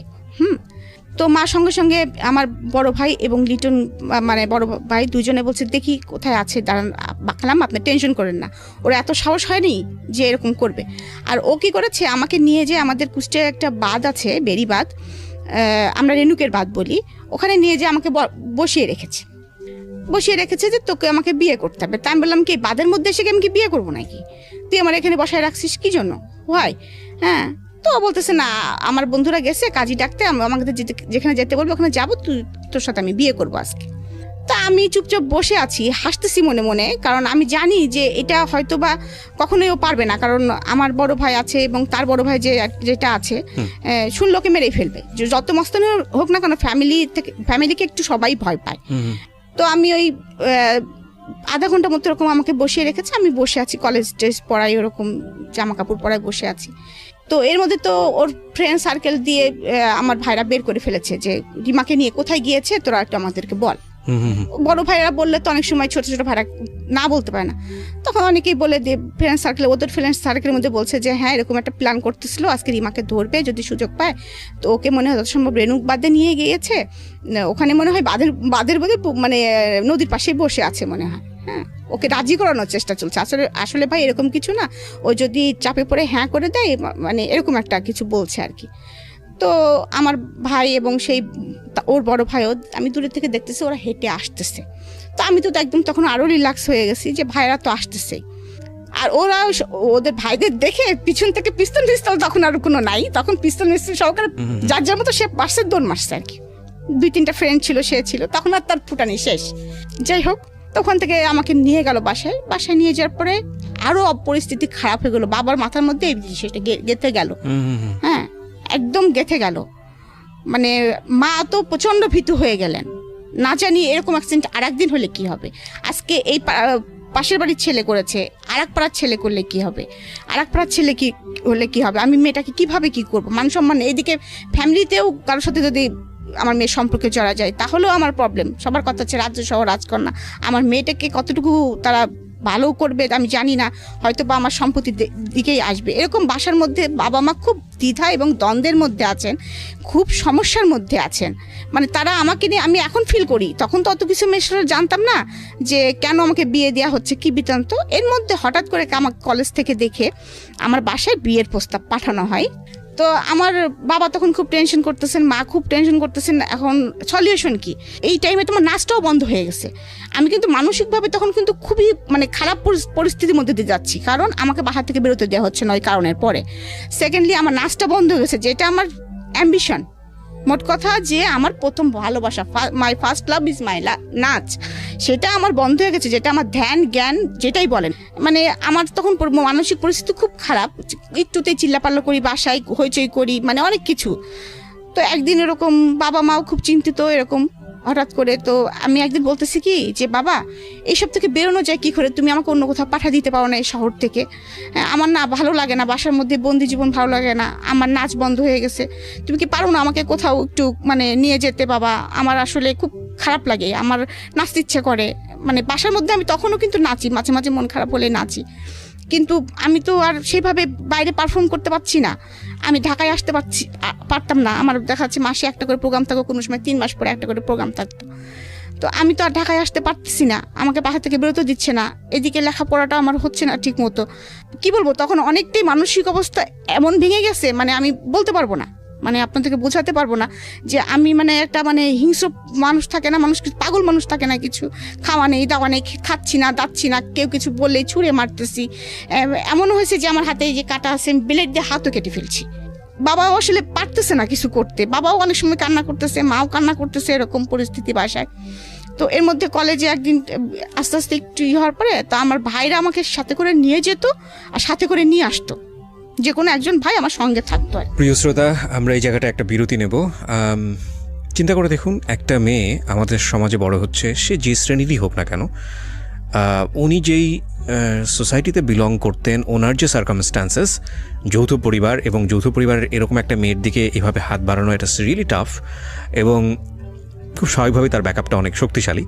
তার বাবা রোডসান হাইওয়েতে, তার এক চাচা সেই মুহূর্তে government officer, first class gazetted officer, সুতরাং সেই দিক থেকে কিন্তু তার একটা অনেক বড় ব্যাকআপ আছে। এবং তার যে কালচারাল ব্যাকগ্রাউন্ড, সেখানেও সে অত্যন্ত মানসিকভাবে শক্তিশালী একজন মেয়ে হিসেবে বড় হয়ে উঠছে। কিন্তু তারপরেও আমরা আমাদের সামাজিকতার কথা চিন্তা করে একটা পরিবার যখন এই ধরনের একটা ঘটনা ঘটে, কতটা ইনসিকিউর মনে করি এরকম একটা ঘটনাকে। এবং দেখুন যে প্রাণোচ্ছল একটা রিমাকে আমরা পেলাম শৈশবে, কিশোর জীবনের শুরুতে একেবারে বয়সন্ধিকালের সেই সময়টাতে এসে কিন্তু একটা ভয়ানক রকমভাবে ওকে একটা কনজারভেটিভ এনভায়রনমেন্টে বন্ধ করে ফেলার চেষ্টা করা হচ্ছে। এবং ওখানে উনি বলছিল যে আমার দোষটা আসলে কি, আমি তো কাউকে বলিনি যে আমাকে তুলে নিয়ে যাও, বা আমি তো কাউকে বলিনি যে বা আমি তাকে লাভও করি না সেই অর্থে। তো সেই জায়গাটা থেকে এরকম একটা কমপ্লেক্সিটি তার লাইফে চলে আসলো। তার স্বপ্নের জায়গাটা, তার যে নাচ, সেটা বন্ধ করে দেওয়া হয়েছে এবং অন্যরকম একটা এনভায়রনমেন্টের মধ্যে তাকে ফেলে দেওয়া হয়েছে। এখান থেকে জীবনটা কোথায় যাবে সামনের দিকে সেটা আমরা দেখব ছোট্ট একটা বিরতির পর। আপনাদেরকে মনে করিয়ে দিচ্ছি, আপনারা শুনছেন মিস্টার ম্যাঙ্গো ক্যান্ডি প্রেজেন্স জীবন গল্প। আমি আরজি কিবরিয়া আপনার সঙ্গে রয়েছি এবং প্রিয় শ্রোতা, আপনাদের সবার জন্য একটা বিশেষ সেগমেন্ট যুক্ত হলো আজকে থেকে মিস্টার ম্যাঙ্গো ক্যান্ডি প্রেজেন্স জীবন গল্পে। সেটা হচ্ছে এখন থেকে অনুষ্ঠান চলার কালীন সময়ে আমি আপনাদের সঙ্গে ইউটিউবে চ্যাট করব এবং সেটা হবে আমার ইউটিউব চ্যানেলে। যারা এই মুহূর্তে আমাকে শুনতে পাচ্ছেন ঠিক রাত 12টায়, আমি আবারও বলছি ঠিক রাত 12টায় আমার চ্যানেল থেকে এই আজকের অনুষ্ঠানের ভিডিও ফুটেজ ওখানে প্রিমিয়ার করা হবে এবং সেটা হবে লাইভ আকারে। সো আপনারা যারা আমাদের এই অনুষ্ঠানে শুনছেন, যারা সরাসরি গেস্টের সঙ্গে কথা বলতে চান কিংবা আমার সঙ্গে কথা বলতে চান, চলে আসুন। ঘুমাই গেলে বাবা বুক থেকে আমাকে নামাতেন, মা নাকি মাঝে মাঝে রাগ করে বলতেন ফেলে দাও, অত বড় মেয়ে কি জন্য বুকের উপরে ঘুমায়। আবার বল তোমার আমার বুকের উপরে ঘুমায়, তোমার সমস্যা আছে কোনো? এবং চাচার সাথে সেম এই স্টাইলটাই ছিল। চাচা যখন ভার্সিটি থেকে আসতো, মানে আমি এখনো বলছি যে আমার চাচা আর বাবার মধ্যে আমি কখনো কোনো পার্থক্য দেখি নাই। মানে আমরা 3 ভাই বোনই কখনো পার্থক্য করি নাই। চাচার সাথেও জাস্ট আমার সম্পর্কটা এরকম, মানে দুইজন আমার পার্ট অফ লাইফ এরকম। তো আমার তখন এমন কিন্তু একটু মনের ভিতরে হয়েছে যে আমার চাচা কি পারে না, চাচু কি পারে না আমাকে এখান থেকে বের করে নিয়ে যেতে। চাচুর পোস্টিং ছিল তখন কুমিল্লাতে। ইভেন আমি চাচুকে বলেছি, চাচু তুমি আমাকে নিয়ে যেতে পারো না, তোমার ওখানে গেলেও তো আমার এত ঝামেলা হয় না, তুমি তো একটা ভালো ইসের মধ্যে বিলং করো, আমাকে তো কেউ ডিস্টার্ব করতে পারে না, আমি তো নাচটা কন্টিনিউ করতে পারি, কুমিল্লা থেকে ঢাকা তো অনেক কাছে। জানি না কি অজানা কারণে আমার চাচু করে রেসপন্স করে নাই, মন খারাপ করছে, কাঁদছে, মা তুমি পড়াশোনা করো, মন খারাপ করো না, এরকম অনেক কথাই বলেছে। কিন্তু আমার মামারা, আমার আবার 2 মামা আর আমার মা একা, আমার মা বড়। আমরা আবার ছোটকাল থেকে দেখেছি বাবা মানে আমাদের ফ্যামিলি আর মামাদের ফ্যামিলি মনে হয়েছে এক। আমরা মানে অনেক বড় হওয়ার পরে বুঝছি যে মামার ফ্যামিলি আর চাচাদের ফ্যামিলি আলাদা, মানে এটা হয় আর কি। আমরা মনে করতাম যে একই। তো এরকম একটা পরিস্থিতিতে যাচ্ছে, কিন্তু মামারা কিন্তু চায়নি যে, বড় মামা কিন্তু বলেছে যে বু তুমি যদি না পারো মেয়ে আমার কাছে দিয়ে দাও, কারণ আমার বড় মামা তখন খুলনাতে থাকতেন। এরকম পরিস্থিতি চলতেছে, কিন্তু বাবা আমাকে কারোর কাছে দিতে রাজি না, কারণ আমার মানসিক অবস্থা তখন যেরকম, কারণ আমার ওই মানসিক অবস্থাটা তখন অনেকে হয়তো টেক কেয়ার করতে পারবে কিনা, কখন কি অ্যাক্সিডেন্ট করে ফেলি, মানে এটা আমার বাবা বুঝতে পারতেছে না। তো এর মাঝে আমি অ্যাক্সিডেন্ট একটা করিও, সেটা হচ্ছে, তো আমার মনে আছে আমার কাছে 700 টাকা ছিল। আমার কাছে সবসময় টাকা পয়সা থাকতো আর কি, এটা একটা বিষয় ছিল তখনকার সময়। 700 টাকা মানে বেশ কিছু টাকা আর কি। তো আমার কাছে 700 টাকা আছে, আমার পরা আছে একটা লং স্কার্ট আর একটা টি শার্ট, রাত্রে যেটা আমি পরে ঘুমাই। ঘুম থেকে উঠে তখনও বাসায় কেউ কেউ উঠেছে, কেউ কেউ ওঠেনি। তো আমাদের বাসার নিচে একজন দারোয়ান থাকতেন এবং একজন নাইট গার্ড থাকতেন। তা আমাদের আবার বাসাটা অনেক পিছনে, সামনে অনেক বড় লবি এবং সামনে খুব বড় একটা গেট, ওইটা পার হয়ে তারপরে যেতে হয় রাস্তায় আর কি। কাউকে কিছু বলতেছি না, আমি একাই সকালবেলা ঘুম থেকে উঠে ওই 700 টাকা হাতের মধ্যে নিয়েছি, কোনো পার্সও না, এবং ওই নাইট ড্রেস পরার মতো অবস্থায় আছি। ওই অবস্থায় আমি সোজা হাঁটা ধরছি, কোথায় যাব আমি নিজেও জানি না। আমার মনে হয়েছে আমার একটু বুক ভরে নিঃশ্বাস নিতে হবে, আমাকে একটু বাঁচতে হবে, আমার ভালো লাগছে না, আমি কোথায় যাব নিজেও বুঝতেছি না। কিন্তু কারণ আমার তো তেমন কেউ নাইও, আমার কারোর সাথে তেমন কোনো ফ্রেন্ডশিপ নেই, বা মানে ফ্রেন্ডশিপ আছে কিন্তু ওরকম আস্থা করা যায় এরকম কারো সেরকম কেউ নাই। যারা আছে সবাই ফ্যামিলি মেম্বার, আমার ফুপু, আমার ভাইরা, এরকম ফ্যামিলির ভিতরে আমাদের যত মেশা। বান্ধবী কিছু আছে, তাদের বাসায় যাইটাই, কিন্তু তাদের কথা তখন মাথায় আসে নাই আর কি। আমার মনে হয়েছে কি যে ঢাকায় আমি নাচি না, আমি ওখানে গেলেই মনে হয় কিছু একটা করতে পারবো, এই চিন্তা করে বাস স্ট্যান্ডে চলে গেছি। বাস স্ট্যান্ডে চলে যাওয়ার পরে আমি ওখান থেকে একটা বাসে উঠে পড়ছি, যে বাসটা ঢাকায় যায় এটা শুনছি আমি। তো আমার তো রাত্রেও মনে হয় আমি কিছু খেয়েছিলাম না, সকালেও আমার খাওয়া দাওয়া কিছু নাই। আর তখন তো বাসে আসতে অনেক মানে হাঙ্গামা হতো আর কি, মানে ওই ফেরি পার্কটার অনেক ঝামেলা। তা আমার পাশে যে লোকটা বসে আছে, আমি কিন্তু কয়েকবার বমি করেছি এর মাঝে, বাসের মধ্যে কয়েকবার বমি করেছি, উনি আমাকে পলিথিন কিনে দেন। আমার কিন্তু অত কিছু মনে নেই। তারপর ঢাকা গাবতলীতে যখন এসে থামছি, তখন কিন্তু আমার মনে হচ্ছে যে আমি কোথায় যাব, ঢাকায়ও তো কাউকে চিনি না, যাব কোথায়। হঠাৎ করে আমার মনে হলো যে আমি যখন ঢাকায় যে প্রতিযোগিতাগুলো করতে আসতাম, তখন আমি যে মামার বাড়িতে উঠতাম, তার বাসা হচ্ছে গ্রিন রোডে ছিল। আমি একটা সিএনজিকে জিজ্ঞেস করতেছি আপনি কি গ্রিন রোডে যাবেন? তো বলছে যে হ্যাঁ যাবো। তো উনি আমাকে যে ভাড়াটা চাই আমি সে ভাড়াতেই উঠে পড়ি, এবং মানে ওনার বাসায় একদম রাস্তার সাথে, গ্রিন রোডের রাস্তার সাথে ছিল, এবং 7 নম্বর রোড, এটা আমার মনে আছে। আমি বলেছিলাম 7 নম্বর রোড। নিয়ে আসার সঙ্গে সঙ্গে আমি বুঝতে পারি যে এটা আমার মামার বাসা, মানে ওখানে অনেকগুলো ফ্ল্যাট, মামার ফ্ল্যাটটা চিনতে পারি। মামার বাসায় যাই, মামি আমাকে দেখে তো একদম হতভম্ব, যে কল্পনাই করতে পারে নাই আমি কোথা থেকে আসবো, একা আসছিস কি ব্যাপার। তো হয়তো বা তারা বড় মানুষ, বুদ্ধিমান মানুষ, হয়তো বা আমার বাবাকে জানিয়েছে এমন কিছু হয়েছে, বা বাবাও বলেছে যে এরকম অবস্থার মধ্যে যে যাচ্ছে। তো ওখানে একদিন আমি ছিলাম, তারপরে বাবা আবার আমাকে গাড়ি চলে আসে, বাবা মা সঙ্গে সঙ্গে গাড়িতে করে চলে আসে, এসে আমাকে আবার নিয়ে যায়। নিয়ে যাওয়ার পরে তখন আবার মনে হলো যে আবার কেমন যেন একটা, মানে ওইটাও একটা ভুল করতে যাচ্ছিলাম, যে আমি হারাই যেতাম। তখন মনে হলো আমি, বাবা আমাকে ধরে খুব কাঁদছে, তুমি এইভাবে বাসা থেকে কেন বেরোইছো? হ্যাঁ, তোমার যদি একটা অ্যাক্সিডেন্ট হতো, রাস্তার মধ্যে কোনো অঘটন ঘটতে পারতো, তুমি চেনো না, কিছু না, তুমি কেন বের হয়েছো? তাহলে তোমাকে তো আমরা কোনোদিনও পেতাম না, তুমি কোথায় যেতা? আমারও তখন আমার মনে হয়েছে, তাই তো আমি কোথায় যেতাম? তখন আমি বলছি বাবা তুমি একটা কাজ করো, আমি কি বিয়ে দিলে স্বাধীন হব? সবাই তো দেখি বিয়ে দিলে আর কেউ কিছু, কারোর কিছু হয় না, কাউকে কিছু বলে না, অনেক স্বাধীনতা এসে যায়। তো আমি কি বিয়ে, আমাকে তাহলে বিয়ে দিয়ে দাও বাবা। মানে আপনি নিজেই বললেন? নিজেই বলতেছি। আচ্ছা। হ্যাঁ, বাবা বলতেছে যে তোমাকে বিয়ে দিয়ে দিব, তোমার বড় বড় 2টা ফুপু আছে, তাছাড়াও মানে বাবা একটু দ্বিধা করতেছে, আবার চিন্তা করতেছে না এটাই হয়তো ওর জন্য রাইট, এমন কারণ বাসা থেকে বেরোতে পারছি না। আবার এমনও কথা হচ্ছে যে এই মেয়ে বিয়ে দিলে একদিনও শ্বশুর বাড়ি যে ভাত খেতে পারবে না, যে মেয়ে কিছু করেই না। তো তার মধ্যে হঠাৎ করে এরকম একটা বিয়ের প্রস্তাব আসে হঠাৎ করে, এবং বাবাও হঠাৎ করে দেখে যে ছেলেটা অনেক ভালো, খোঁজখবর নিয়ে দেখে, এবং তাদের যে কলিগ লাইফ ছিল, সবাই অনেকে বলছে যে 5 ওয়াক্ত নামাজ কালাম পড়ে, এবং খুবই ভদ্র ছেলে, এক বাপের একটা ছেলে, ওরা 5 বোন, এবং ওর বাবা এখনো চাকরি করে, কুষ্টি শহরে 4 তলা বাড়ি আছে ওদের। যদি কাশিম সাহেব আমার মেয়ে থাকতো তাহলে আমি এই ছেলেকে সাথে বিয়ে দিয়ে দিতাম, এরকম মানে তার সম্বন্ধে এরকম গুড সংবাদ পায় বাবা সবসময়। আর আমি সবসময় বাবাকে ছোটকাল থেকে কেন জানি বলতাম বাবা আমাকে আর্মি পার্সনের সাথে বিয়ে দিও, কারণ আমি যে শর্ট ছিলাম মনে ওদের একটা কষ্ট ছিল আর কি, মানে সেই জন্য বলতাম কি বাবা আর্মি ছেলেরা তো অনেক লম্বা হয়, আমাকে লম্বা ছেলের সাথে বিয়ে দিবা। এই ছেলেটা আবার অনেক লম্বা, 5 ফিট 11। তো ওইভাবেও কিন্তু আসলে মানে আমার বিয়ে হয়ে যাচ্ছে আমি বুঝতে পারতেছি না। তো আমার মনে নেই সঠিক কারা কারা দেখতে আসছিল আমাকে। তো আমি সেদিন মনে হলো কি যে আমি একটু স্বাধীন, কারণ স্বাধীন মনে হলো কি যে অনেকদিন বাইরে যাইনি, অনেকদিন সাজিনি। আমি আবার সাজতে গুজতে খুবই পছন্দ করতাম, আমার চুলগুলো ছিল অনেক লম্বা লম্বা এবং খুব সুন্দর চুল ছিল আমার মাথায়। তো আমি মাকে বলছি মা দেখতে আসলে কি শাড়ি পরা যায়? তো মা বলছে হ্যাঁ যাই। তো আমি বোকার মতো মার শাড়ি বাঁচতেছি, কোন শাড়িটা পরবো। হ্যাঁ, মানে আমি সেদিন অনেক মানে আনন্দ পাচ্ছি, কেন জানি মনে হচ্ছে যে আমি জীবনে একটা স্বাধীন জীবন যাপন করতে চাচ্ছি। হ্যাঁ যাচ্ছি এরকম। তো আমি মার একটা শাড়ি পছন্দ করেছি, মানে সেজেছি, বাবাকে বলেছি বাবা তুমি নাস্তা কিনতে যাচ্ছ, আমার জন্য পেস্ট্রি নিয়ে এসো। আমি আবার পেস্ট্রি খেতে খুব পছন্দ করতাম। আমার জন্য গোলাপ ফুল নিয়ে এসো, আমি কিন্তু মাথায় গোলাপ পরবো, এরকম। তো যাই হোক তারা আমাকে দেখতে আসছে, আমাদের ড্রয়িং রুমটা ছিল নিচে, আমরা দোতলার থেকে আমাকে নিচে নামায় নিয়ে আসছে। ওরা আমাকে বিভিন্ন প্রশ্ন করতেছে। দু একটা মনে আছে প্রশ্ন? দু একটা প্রশ্নের মধ্যে যেমন নামাজ পড়তে পারি কিনা, তারপরে কোরআন শরীফ পড়েছি কিনা, তারপরে কিসে পড়ি, কোন সাবজেক্টে পড়ি। এর মধ্যে আর একটা ছিল যে তখন একটা নাটক হচ্ছিল, হেলাল নামের একটা চরিত্র ছিল আমাদের মধ্যে, ইমদাদুল হক মিলনের মানে একটা নাটক হচ্ছিল টিভিতে। হেলাল নামের কাউকে চেনেন কিনা, এই নাটকটা আপনি দেখেন কিনা? হ্যাঁ হ্যাঁ হ্যাঁ, সম্ভবত রূপকথা। হ্যাঁ হ্যাঁ, তখন বলছি নাটকটা হচ্ছে, তখন তো আমাদের বিটিভি চলতো এবং তখন ওই নাটকগুলো আমরা খুব আগ্রহ সহকারে দেখতাম। তো আমি তখনও জানি না আমার হাজবেন্ডের নাম হেলাল, এই জন্য আমাকে প্রশ্ন করতেছে।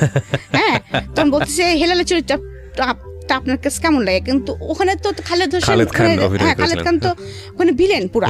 হ্যাঁ, আমি বেটা তো বদমাইশের লাঠি, মানে আমি তো সবসময় স্টেট কাট কথা বলি, আমি সরাসরি বলতেছি বেটা তো বদমাইশের লাঠি। হ্যাঁ, এরকম বলতেছি আর কি। তোরা আবার এটা নিয়ে খুব হাসাহাসি করছে আর কি। যাই হোক, তারপরে আমাকে আমার হাজবেন্ড ঠিকানা লিখতে দিয়েছে। হ্যাঁ, ঠিকানা লিখতে দিয়েছে যে আমার তোমার বাসার ঠিকানা লেখো।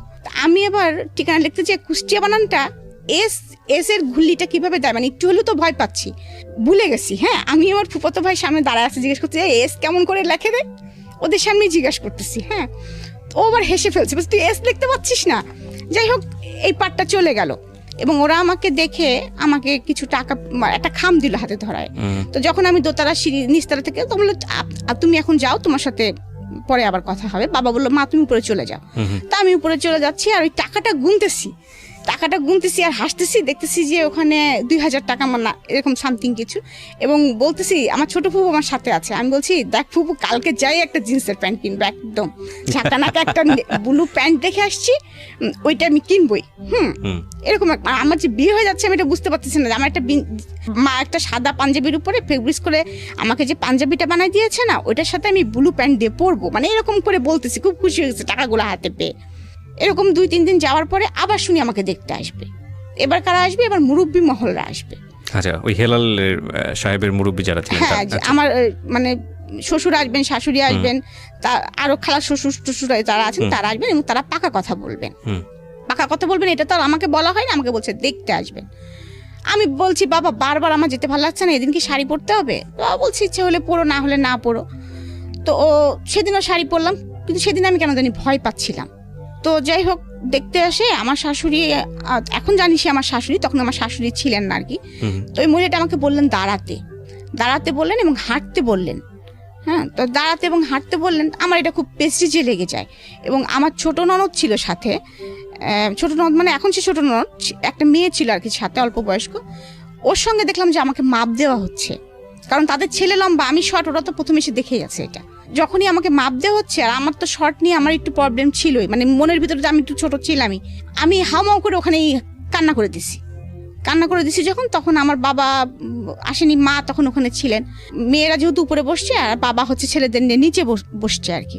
পরে মা কিভাবে পরে আমাকে বলছে মা তুমি ঘরে চলে যাও। আমি ঘরে চলে গেছি। তখন মা মনে হয় বাবাকে কিছুটা হলো বলেছে। তা আমার বাবা নিজ থেকেই ওনাদেরকে তখন বলেছে আমার মেয়ে আমি বিয়ে দিব না। তখন আমার শ্বশুর নাকি জিজ্ঞেস করেছে যে কেন দিবেন না, আমরা তো দেখলামই না, মামনির মুখটা তো আমাদেরকে দেখালেন না, মেয়েরা উপর থেকে দেখেছে, ছেলেদের সামনে, তখন আমার শ্বশুরদের সামনে আমি যাইনি। তখন বলতেছে যে না আমার মেয়ে, বাবার এটা শুনে মন খারাপ হয়েছে যে আমাকে মাপ দিয়েছে ওরা। হ্যাঁ, আর আমাদের ফ্যামিলির তো এরকম না, এত অড না যে এখনো মেয়ে তোমার দাঁত দেখি, মেয়ে তোমার চুল দেখি, এই টাইপের তো না। হ্যাঁ, বাবার এটা অবশ্যই প্রেস্টিজে লেগেছে। তো বাবা বলছে আমার মেয়ে আমি এখানে বিয়ে দিব না, এখানে বিয়ে দিব না বলছে, আসলে আমি মেয়ে না এখন বিয়ে দিতে চাচ্ছি না, মানে কায়দা করে যা বলার হয়তো বাবা বলেছে এরকম। তখন আমার শ্বশুর নাকি বলেছে দেখেন আমরা আসলাম, ঠিক আছে মামনিটাকে দেখি, বিয়ে দিবে না আপনি পরে ডিসিশন নেন, আমাদেরকে একটু এক নজর দেখতে দেন। তো আমার মনে আছে যে আমাদের উপরেও একটা বসার রুম ছিল আর কি, তো ওনাদেরকে ওখানে ডেকে নিয়ে আসা হয়, এবং আমি আর সামনে যাব না, কিছুতেই যাব না। আমার তখন একদম শুরু হয়ে গেছে, না আমি যাবো না, সামনে যাবো, ওদের সামনে যাবো, ওরা আমাকে মাপ দিচ্ছে, কি করছে না করছে, আমি যাবো ওদের সামনে। তো জোর করে ওয়ান কাইন্ড আমাকে ধরে নিয়ে আসা হয়। তো আমি যখন রুমে ঢোকার পরে বসতে বললো, বসলাম। তো আমার শ্বশুর ঢাকায় নিয়ে আসেন, আমি বাবা আমার তখন আর ওইগুলো মনে নেই। আমি তখন দেখতেছি যে আমি একটু স্বাধীন হয়েছি, আমি কেনাকাটা করতে পারতেছি ধুমসে, যে শাড়িটা চাচ্ছি বাবা দিচ্ছে, যে জামাটা চাচ্ছি দিচ্ছে, মানে সবকিছু মোটামুটি ইয়ে করতেছি। এবং সোনার দোকানে যা চাচ্ছি, মানে এরকম সোনা কিনতে কিনতে আমি প্রায় 50 ভরি সোনা কিনে ফেলছি। ওকে, এমনও কথা বাবাকে বলতেছি, বাবা আমার কি এই বিয়েটা পরে যখন আরেকটা বিয়ে হবে তখনও কি আবার তুমি আমাকে দিবা? হ্যাঁ, এবং so fine, this is the thing that ওনার মেন্টাল ম্যাচুরিটিটা কি ছিল। বাট এখানে আমার কথা বলার আছে, আমি জানি না যে সামনে কি ঘটবে, কজ কিছু তো প্রেডিকশন তৈরি হয়, সব মানুষেরই তৈরি হয়। যারা জীবন গল্প শুনছেন তারা হয়তো বুঝতে পারছেন যে কিছু একটা ঘটতে যাচ্ছে, যেটা হয়তো তাদের ভাবনার সাথে মিলেও যেতে পারে। কিন্তু আমার কথাটা হচ্ছে যে আপনার বাবা বা ফ্যামিলির যারা মেম্বাররা ছিলেন তারা তো আপনার মেন্টাল ম্যাচুরিটিটা বুঝতেন। উইথ ডিউ রেসপেক্ট, বাবা কিংবা মার জায়গা কখনোই মূল্যায়ন করা যায় না, যত বড় প্রবলেমই হোক না কেন, ভুল হোক না কেন। কিন্তু কখনো কখনো এই ইকুয়েশনগুলো আমাদের মতো মানুষের জায়গা থেকে, প্রশ্নের জায়গায় থেকে যায়, যে যেই মেয়েটা বিয়ে ব্যাপারটাকে লিবার্টি হিসেবে দেখছে এবং একই সাথে কিনতে কিনতে এরকম মনে করছে যে মানে আরেকটা বিয়ে হলে বোধহয় আরও জিনিসপত্র কেনা যাবে, সেখানে বাবার চিন্তাটা কি বা মায়ের চিন্তাটা কি ছিল যে মেয়েটাকে বিয়ে দেওয়া মানে হচ্ছে কি করা, আমি ঠিক জানি না, হয়তো মনে করেছে যে কপাল যদি ভালো থাকে তাহলে ওই সংসারে গেলেও হয়তো এরকম আদরই পাবে, হয়তো এরকমই মনে করেছে, কারণ একটা ছেলে শুনেছে যেহেতু। হ্যাঁ, এবং যেহেতু শ্বশুরে সেরকম বলে গেলেন যে আমি আমার মাকে দেখেছি, সো সামহাউ পজিটিভ নিশ্চয়ই ভেবেছেন, নইলে তো আসলে ওই একটা ঘটনার পরেই বাদ হয়ে যাওয়ার কথা। আর একটা জিনিস চিন্তা করেছিলেন যে আমি কুষ্টিয়া থেকে কুষ্টিয়া বাড়ি পড়ালেখাটা কন্টিনিউ করে নিয়ে যেতে পারবো, তারপরে সেকেন্ড যখনই খুশি, আমাদের 20 টাকা রিক্সা ভাড়া আর কি ডিফারেন্স, এ পাড়া ও পাড়া বাড়ি, বাবা যখন খুশি তখন আমাকে দেখে আসতে পারবেন এক নজর অন্তপক্ষে। শ্বশুর বাড়ি থাকি, বাবার বাড়ি থাকি, পজিটিভলি চিন্তা করেছেন। তো কি হলো তারপর? শপিং এর পর তারপরে শপিং টপিং করতেছি, এরকম খুব মজা করতেছি, এবং এমনকি আমার হাজবেন্ডের জন্য একটা আংটি কিনে নিয়ে আসা হয়েছে, ঘড়ি টড়ি কিনেছে আড়ং থেকে, বাবা পাঞ্জাবি শেরওয়ানি টেরওয়ানি কিনেছে। তো আমি আবার বলছি, বাবা দেখছো ওই লোকটার আংটির উপরে একটা ঘোড়া আঁকানো, ওই লোকটার যেরকম ঘোড়ার মতো চেহারা, ঘোড়া আঁকানো, এরকম বলতেছি আর কি।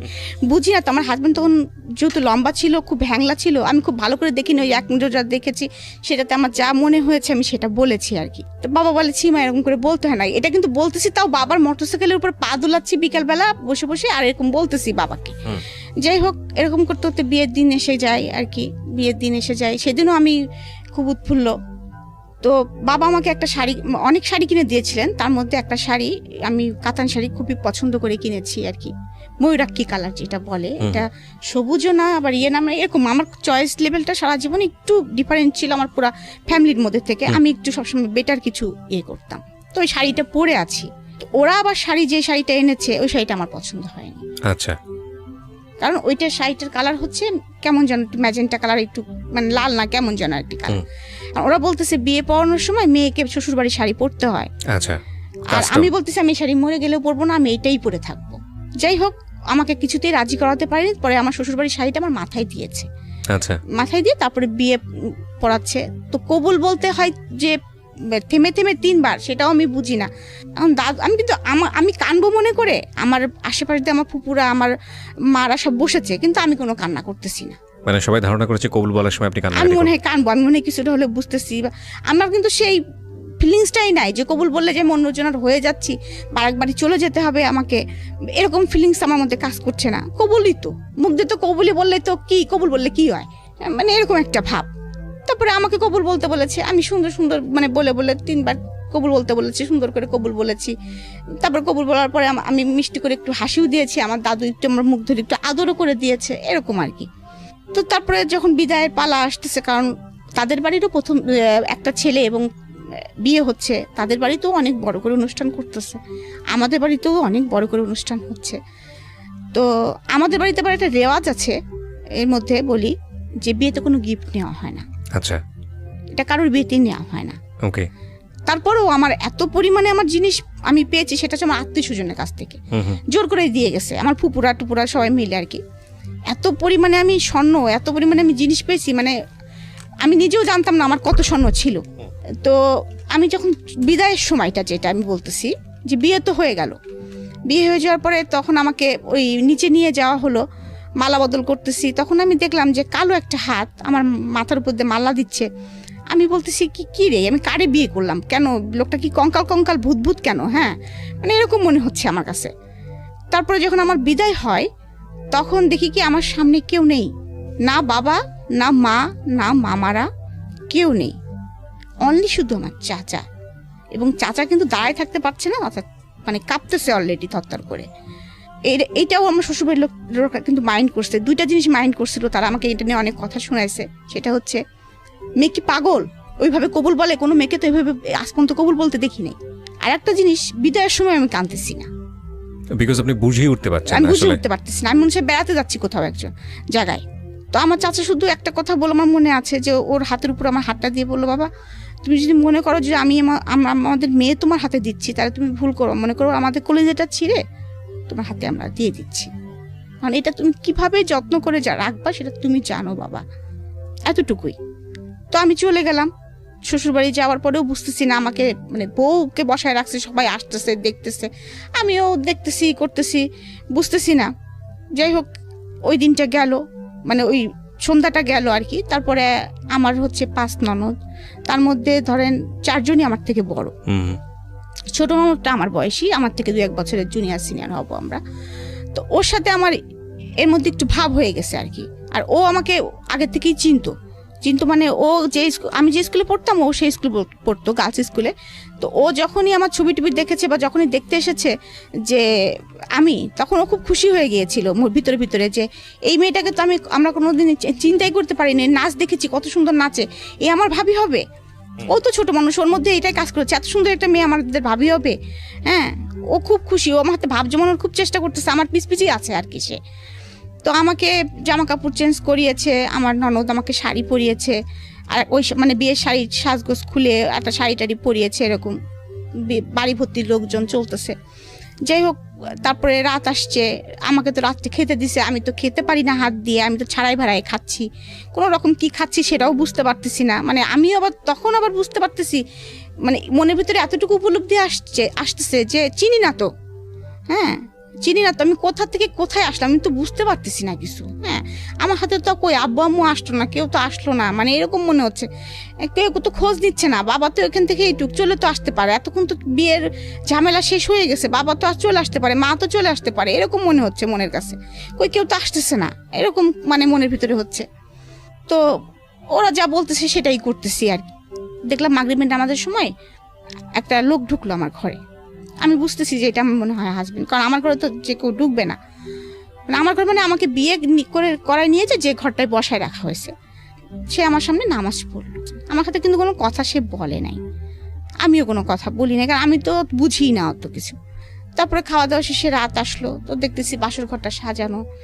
তখনই হয়তো বা আমি এখনকার সময় যদি বিয়ে হতো, সাপোজ এখনকার সময় বা আরো 5 বছর পরে বিয়ে হতো, তখন হয়তো ঠিকই ওটা আমার চোখে পড়তো, কারণ আমি যে চুজি, বাসর ঘরটা কেন এমন করে সাজানো, যেটা ফুল দিয়েও সাজানো না, কিছু গাঁদা ফুল দিয়েছে এবং কিছু বেলুন দিয়েছে, যেটা মনে হচ্ছে বার্থডে ভাব।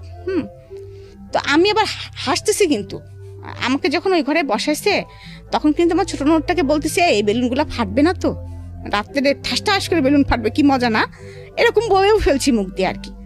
তো যখন আমাকে ওই ঘরে রেখে তারা চলে যাচ্ছে, আমার মেয়ের জন্য ননদটা, ওনাকে আমি আপা, মানে যদিও আমার হাজবেন্ড থেকে ছোট সে, আমি এখনো আপাই বলি তাকে। তা আমি তখন বলতেছি কি আপা আপনি হচ্ছে যায়েন না, আমি তো আপনার সঙ্গে ঘুমাবো, আমি একা একা ঘুমাতে পারবো না, ভয় লাগতেছে, আপনারা সবাই করে। আমি তখনও জানি না লোকটা আমার ঘরে ইন করবে, আমি মনে করতেছি হয়তো এই ঘরে আমাকে একাই ঘুমাতে দিবে।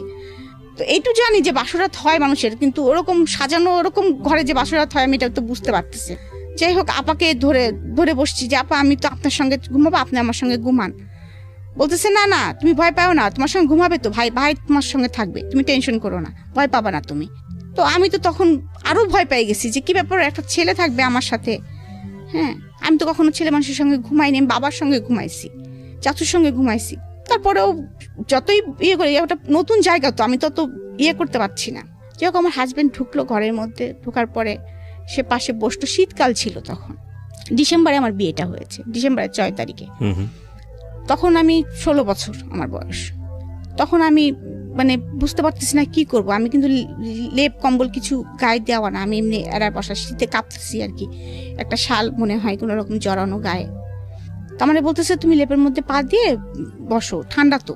হ্যাঁ, তখন বলতেছে যে আমি কিসে পড়ি, আবার ওই একই কথা সে জিজ্ঞেস করতেছে কিসে পড়ি, তারপরে আমি আমার সাবজেক্ট কি এগুলো জিজ্ঞেস করতেছে, কোন স্যারের কাছে প্রাইভেট পড়তে যাই, নামাজ পড়তে পারি কিনা, কোরআন শরীফ পড়তে পারি কিনা, এগুলো জিজ্ঞেস করতেছে। আমি সে নামাজ পড়ি, মাঝে মাঝে পড়ি, হ্যাঁ, কোরআন শরীফ পড়তে পারি না, সোজা উত্তর। হ্যাঁ, তারপরে বলতেছে যে, তারপরে এটা জিজ্ঞেস করার পরে সে আমাকে এমন একটা অড প্রশ্ন করছে যেটার জন্য আমি কখনোই কোনোদিন প্রস্তুত ছিলাম না। আজকে আমি বলতেছি, ফিল করতেছি যে এই প্রশ্নটা মানে আমি জীবনে ভুলবো না।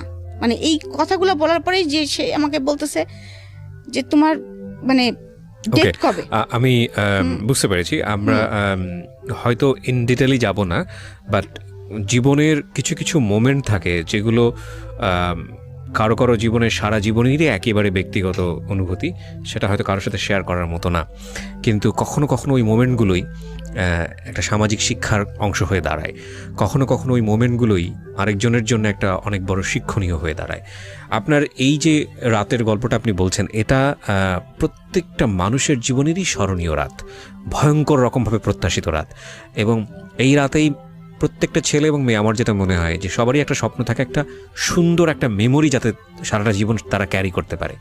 এই স্বপ্নটা যখন সে তার জীবনের আরেকজন মানুষের প্রয়োজন, সেটা ছেলের জায়গা থেকে হোক বা মেয়ের জায়গা থেকে হোক, মানে একটা মেয়ে যখন একটা ছেলেকে কল্পনা করে বা একটা ছেলে যখন একটা মেয়েকে কল্পনা করে, এইটা বুঝতে শেখে যখন থেকে, একদম নর্মালি যখন বুঝতে শেখে তখন থেকে সে কল্পনা করা শেখে। এটা বৈজ্ঞানিকভাবে যেমন সত্য এবং খুব নর্মালিও আমাদের জীবনে এটা সত্য। এবং এই কাঙ্ক্ষিত রাতটা যখন স্বপ্নের মতো না হয়, এবং স্বপ্নের মতো না হলেও হয়তো বা সমস্যা না, পছন্দনীয় না হলেও সমস্যা না, কিন্তু যখন ভয়ঙ্কর হয়ে দাঁড়ায় তখন সেটা সারা জীবনের জন্যই একটা বড় সমস্যা। কখনো কখনো সেই ভয়ঙ্কর এক্সপিরিয়েন্সগুলো 8-10টা মানুষের জীবনে ওই ভয়ঙ্কর এক্সপিরিয়েন্স যাতে না হয় সেজন্যে হয়তো বা যতটুকু যেভাবে শেয়ার করা প্রয়োজন সেভাবে আমরা শেয়ার করার সুযোগ দিই। আমরা ছোট্ট একটা বিরতি নেব প্রিয় শ্রোতা। আপনাদেরকে আরও একবার মনে করিয়ে দিচ্ছি, আপনারা শুনছেন মিস্টার ম্যাঙ্গো ক্যান্ডি প্রেজেন্স জীবন গল্প, আমি আরজে কিবরিয়ার সাথে। ছোট্ট একটা বিরতির পর আবারও ফিরে আসছি। জীবনে অনেক ভুল হয় এবং একজনের ভুল থেকে আমরা অনেক সময় অনেক কিছুই শিখি। ঠিক আছে, তো আপনার জীবনে যে ঘটনাটা ঘটলো তারপর কি হলো?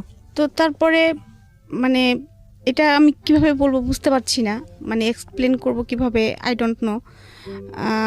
অনেকের জীবনে এটা হয়তো খুব মানে সুখ, আমি এটা হতে পারতো সুখের, কিন্তু আমি যেহেতু বয়স অল্প, হাইট ওয়েট কম তার থেকে, তারপরে সে অনেক লম্বা চড়া মানুষ, তার স্বাভাবিক নিয়মে সে ছিল হয়তো বা, কিন্তু আমার জন্য ফিলিংসটা খুব ব্যাড ছিল আর কি। আমি খুব কষ্ট পাচ্ছিলাম আর কি, সোজা কথা। এবং আমি আগেই বলেছি যে আমার স্কিন খুব পাতলা ছিল, আমি রান্না কখনো তো কাজ করিনি, কখনো রোদে পুড়িনি, কখনো মানে ছিলাম আর কি একটু। তো আমার কিন্তু একটুতে গায়ে ফোসকা পড়তো, মানে এমন হচ্ছে একটু বেশি রোদে হলেও দেখা যাচ্ছে আমার গায়ে লাল লাল ছোপ ছোপ দাগ পড়ে যেত। একটু বেশি রোদে গেলে বা বেশি গরম লাগলে আমি কিন্তু গরম সহ্য করতে পারতাম না, আমার নাক দিয়ে ব্লাড এসে যেত। তো উনি আমাকে যে আদরের নমুনাটা দেখিয়েছে,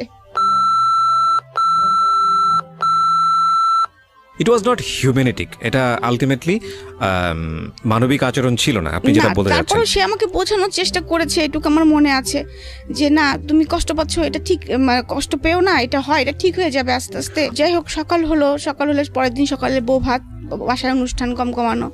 তো আমি কাউকে কিছু বলতে পারছি না, কিন্তু মনের ভিতরে তখনই একটা আমার কষ্ট ঢুকে গেছে কিন্তু অলরেডি, যে এটা কি হলো, বিয়ে মানে কি এরকম, আমি এটা কিন্তু বুঝতে পারতেছি না, বিয়ে মানে কি এরকম, আর এই লোকটার সাথে তাহলে আমাকে এভাবে থাকতে হবে।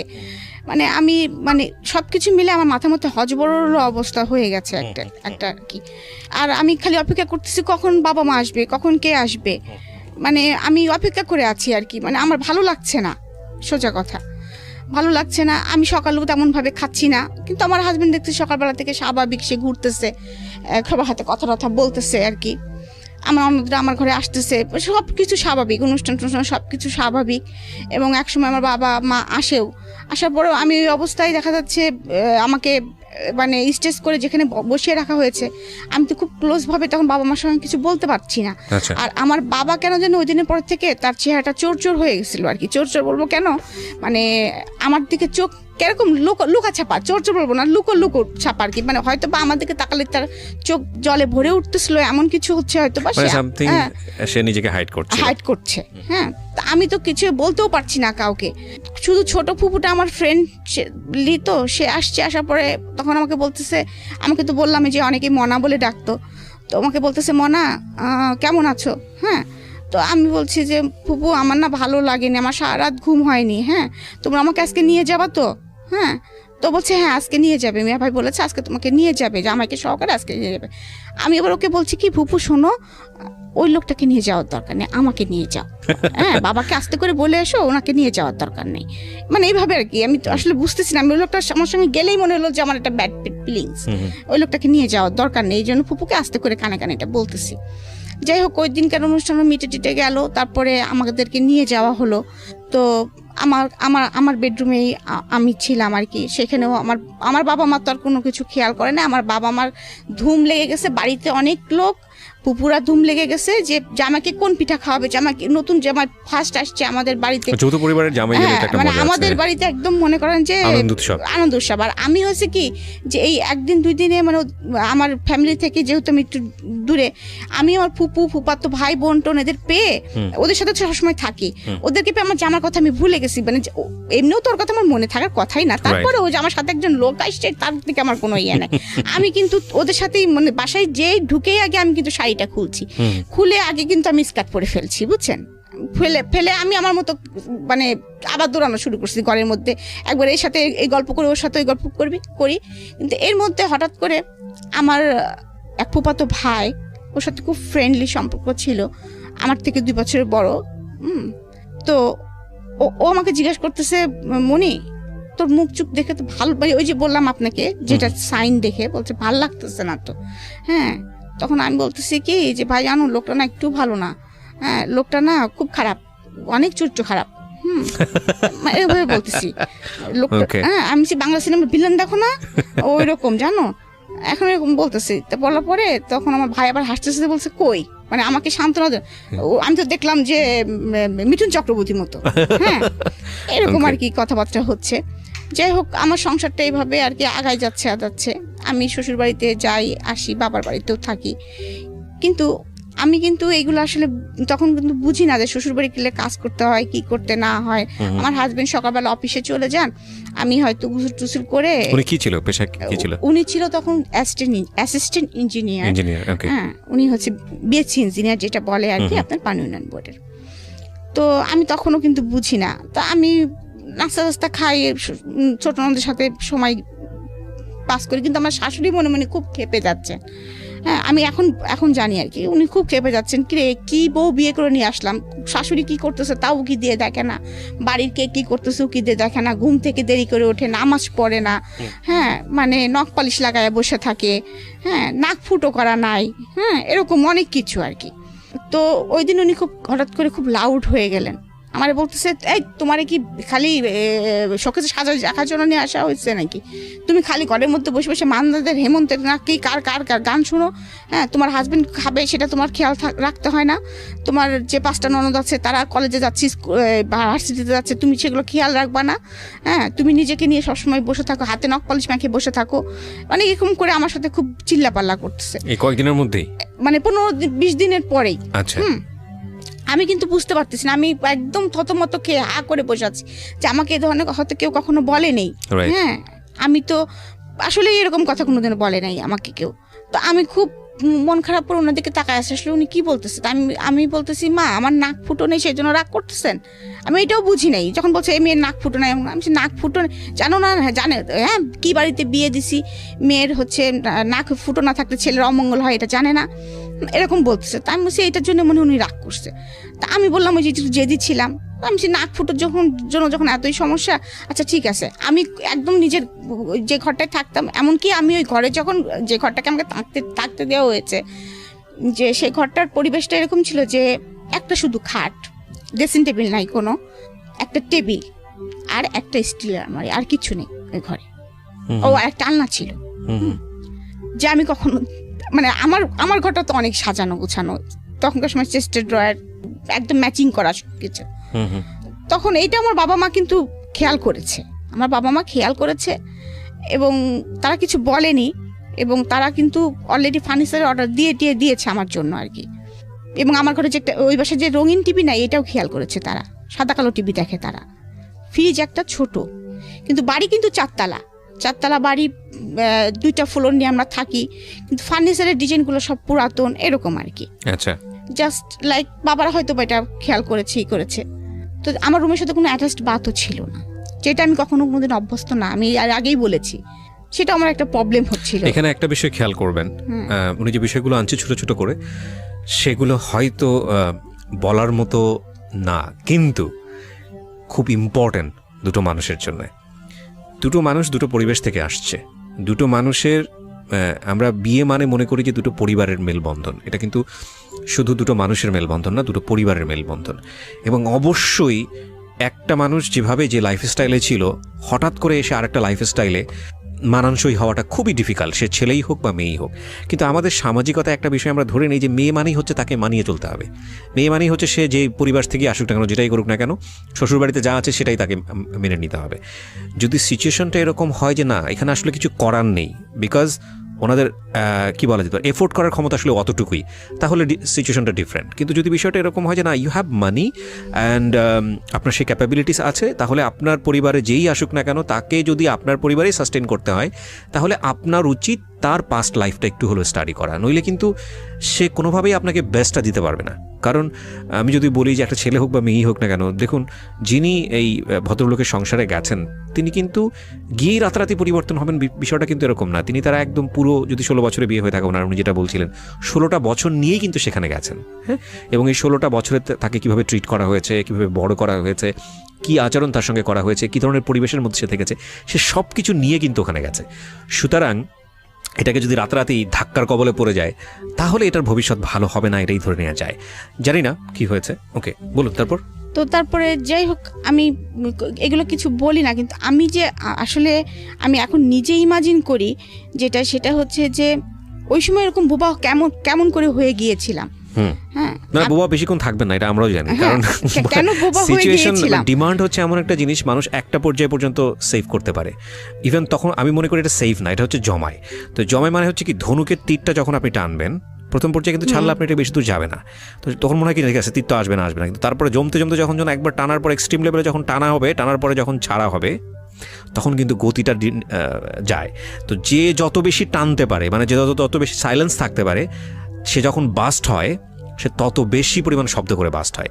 তো আমরা একটা জিনিস মনে করি, সেটা মেয়ে হোক বা ছেলেই হোক না কেন, যখন আমরা কারোর প্রতি অত্যাচার করছি কিংবা কেউ যখন একটা জিনিস মানিয়ে নিচ্ছে, চাপতেছে ভিতরে, চাপার ক্ষমতাটা ভালো, কিন্তু এটা যদি এমন হয় যে চাপতে চাপতে চাপতে চাপতে চাপতে চাপতে অনেক দিন ধরে চাপার পরে সে বাস্ট হলো, তাহলে ক্ষতি হওয়ার সম্ভাবনাটা বেশি। তার চেয়ে বরং একটু চাপলে একটু বের করে দিল, একটু চাপলে একটু বের করে দিল, সেটা অন্য জিনিস। কিন্তু ওনার ক্ষেত্রে বোধহয় বিষয়টা ওরকমই হয়েছে। জি রিমা, তারপর কি হলো? তারপরে আমি মানে জেদ করে ঘর আটকাই, মানে নিজের গেট আটকাই দিলাম, দিয়ে সুতো নিছি। আমার ছোট নদকে বললাম নিজের নাক নিজেই ফোড়াবেন। হ্যাঁ, নিজের নাক নিজেই ফুটো করে ফেলছি। করেছেন? হ্যাঁ, আমি বললাম না যে ব্লেড দিয়ে হাত কাটতে যখন পারি তখন তো ওই জেদ উঠলে তো আমি ওইটাও করতে পারি। তো নিজের নাক নিজে ফুটো করে, ওরা আমাকে যে নাক ফুলটা দিয়েছিল সেই নাক ফুলটার সঙ্গে সঙ্গে আবার পড়েছি, রক্ত পড়তেছে কিন্তু। My goodness. পরে এসে আমার শাশুড়িকে বলতেছি দেখছেন পড়ছি, এখন তো কিছু হবে না। আমার শাশুড়ি আমার দিকে হা করে তাকায় আছে, কি মেয়ে এটা। হ্যাঁ, যাই হোক, হয়তো এরকম একটা ফিলিংস নিচ্ছে। তো আমি আবার কিছুদিন পরে হয়তো আমার আম্মার ওখানে গেছি, আম্মা দেখে তো কান্নাকাটি করে আসছে, কারণ বাবা নাক ফুটো করা পছন্দ করতেন না, আমি ব্যথা পাবো দেখে বিদায়। আচ্ছা আচ্ছা। তো সেখানে আমার নাক ফুটো করা, এবং অলরেডি সেটা সঙ্গে সঙ্গে তাজা ইসের মধ্যে আমি পড়েছি, ওটা তো ঘা হয়ে মানে একটু ফুলে টুলে গিয়েছে। যাক, মা নাক ফুল খুলে ওয়াশ করে আবার মলম টলম লাগিয়ে যাই হোক নাকটা ঠিক করেছে পরে। কারণ আমার বাবা বাড়ি থেকে মা বাড়ি তখন তো বেশি দূর, মানে শ্বশুর বাড়ি তো বেশি দূরে না। দেখা যাচ্ছে শুক্রবারের ছুটির দিন হলেই দেখা যাচ্ছে বাবা জোর করে এসেই বলতো, বাবা একটু আসো, আমার মেয়েটাকে একটু আসো, বাবাই আসতেন দেখতে, এরকম প্রায় হতো। আর আরেকটা জিনিস হয়েছিল কি, যে আমার বাবা আমার সুবিধার জন্য বললাম যে ফার্নিচার থেকে শুরু করে টিভি বিসিপি সব কিছু আমার শ্বশুরবাড়ি পাঠিয়ে দিয়েছেন, এমনকি ফ্রিজ পর্যন্ত। হ্যাঁ, তো তারপরে দেখা যাচ্ছে যে আমার ভাইয়ের একটা বাইক ছিল, আমার ভাইয়া কলেজে ওঠার সাথে সাথে একটা বাইক চালাতেন। আমার বিয়ের পরপরই আমার বাবা আমার হাজবেন্ডকে একটা বাইক কিনে দেন। আচ্ছা। যে তাহলে যখন তখন আমার মেয়ের সাথে করে আসতে পারবে, আমার মেয়েকে সাথে করে একটু ঘুরবে। কারণ আমার আবার বাইকে চড়ার খুব অভ্যাস ছিল, কারণ ভাইয়াদের সাথে বাইকে চড়তাম, কোথাও নিয়ে যেতে হলে বাইকে যেতাম, বাবার সাথে আবার যেতাম, যার জন্য আমি বাইকে চড়তে খুব পছন্দ করতাম। বাবা এটা জানতো, তো এরকম মাঝে মাঝে যাওয়া হতো। কিন্তু ওনার সাথে কি সম্পর্কটা আমার কেমন ছিল, মানে ঝগড়াঝাটিও ছিল না, আবার তার সঙ্গে খুব ফ্রি ছিলাম এরকমও না। যে সংসারে কি হচ্ছে সেটাও আমি তাকে বলতাম না। মানে হয়েছে কি, তার সঙ্গে আমার দেখা যাচ্ছে হয়তো খুব কম, ভয় পেতাম তাকে আমি, এবং কি বলে ডাকবো এটাও কিন্তু আমি বুঝতে পারতাম না। আমাকে কেউ ডাকতে বললে কোনো সময় ভাই বলে ডাকতাম, ভাই ভাই আপনাকে ডাকতেছে। আবার কখনো বলতাম কি দাদা ভাই দাদা ভাই আপনাকে ডাকতেছে, এরকম বুঝতাম না আর কি। এটার জন্য বকা খাইতাম, মাঝে মাঝে নাম ধরেও ডেকে ফেলতাম। হ্যাঁ, তো আমার শাশুড়ি এটা নিয়ে বকাও দিত।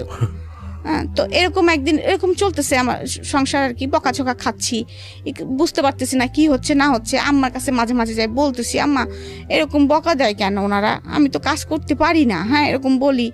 তা আম্মাইয়ের মধ্যে হয়তো বা প্রস্তাব দিয়েছিল আমার শাশুড়ির কাছে যে আমার মেয়ে হয়তো কাজ করতে পারে না বিয়ান, আমি কি একটা কাজের মানুষ দিব আপনাদের। ওদের বাসায় যে দেখি যে একটা মোটে কাজের মানুষ, তাও ছোট। আমার শাশুড়ি অনেক কাজ করেন, আমার অনদরাও দেখলাম যে অনেক কাজ টাজ করেন, সেখানে আমি কিছুই করি না, সেটা তো আসলেই কথা শোনানোর মতোই আর কি। যাই হোক, আমার বেসিক্যালি তখন সেটা মনে হয়েছে আর কি। হ্যাঁ, তো তারপরে এরকম করতে করতে তারপরে হঠাৎ করে একদিন আমার শাশুড়ি বললো, হ্যাঁ তুমি একটু রান্না বাড়া দেখো না, এরকম যাই হোক এরকম বলতেছে। তার আবার একটু মাঝে মাঝে প্রবলেম হতো, বুকে পেন টেন করতো, এরকম আমার কষ্ট হয় একা একা। তখন আপনার লেখাপড়ার কি অবস্থা? তখন লেখাপড়ার অবস্থা হচ্ছে আমি কলেজ টোটালি অফ করে দিয়েছি, সেকেন্ড ইয়ারে পরীক্ষা দিয়ে কলেজে যাওয়াই হয় না। মানে কি সেকেন্ড ইয়ার ফাইনাল পরীক্ষা দিয়ে? না, ফার্স্ট ইয়ার ফাইনাল পরীক্ষা দিয়ে সেকেন্ড ইয়ারে উঠেছি। ওঠার পরে আপনি আর যাচ্ছেন না? যাচ্ছি না। ওকে। আসলে আমি তখন আসলে বুঝতে পারছিলাম না আসলে যে আমার কি করণীয়।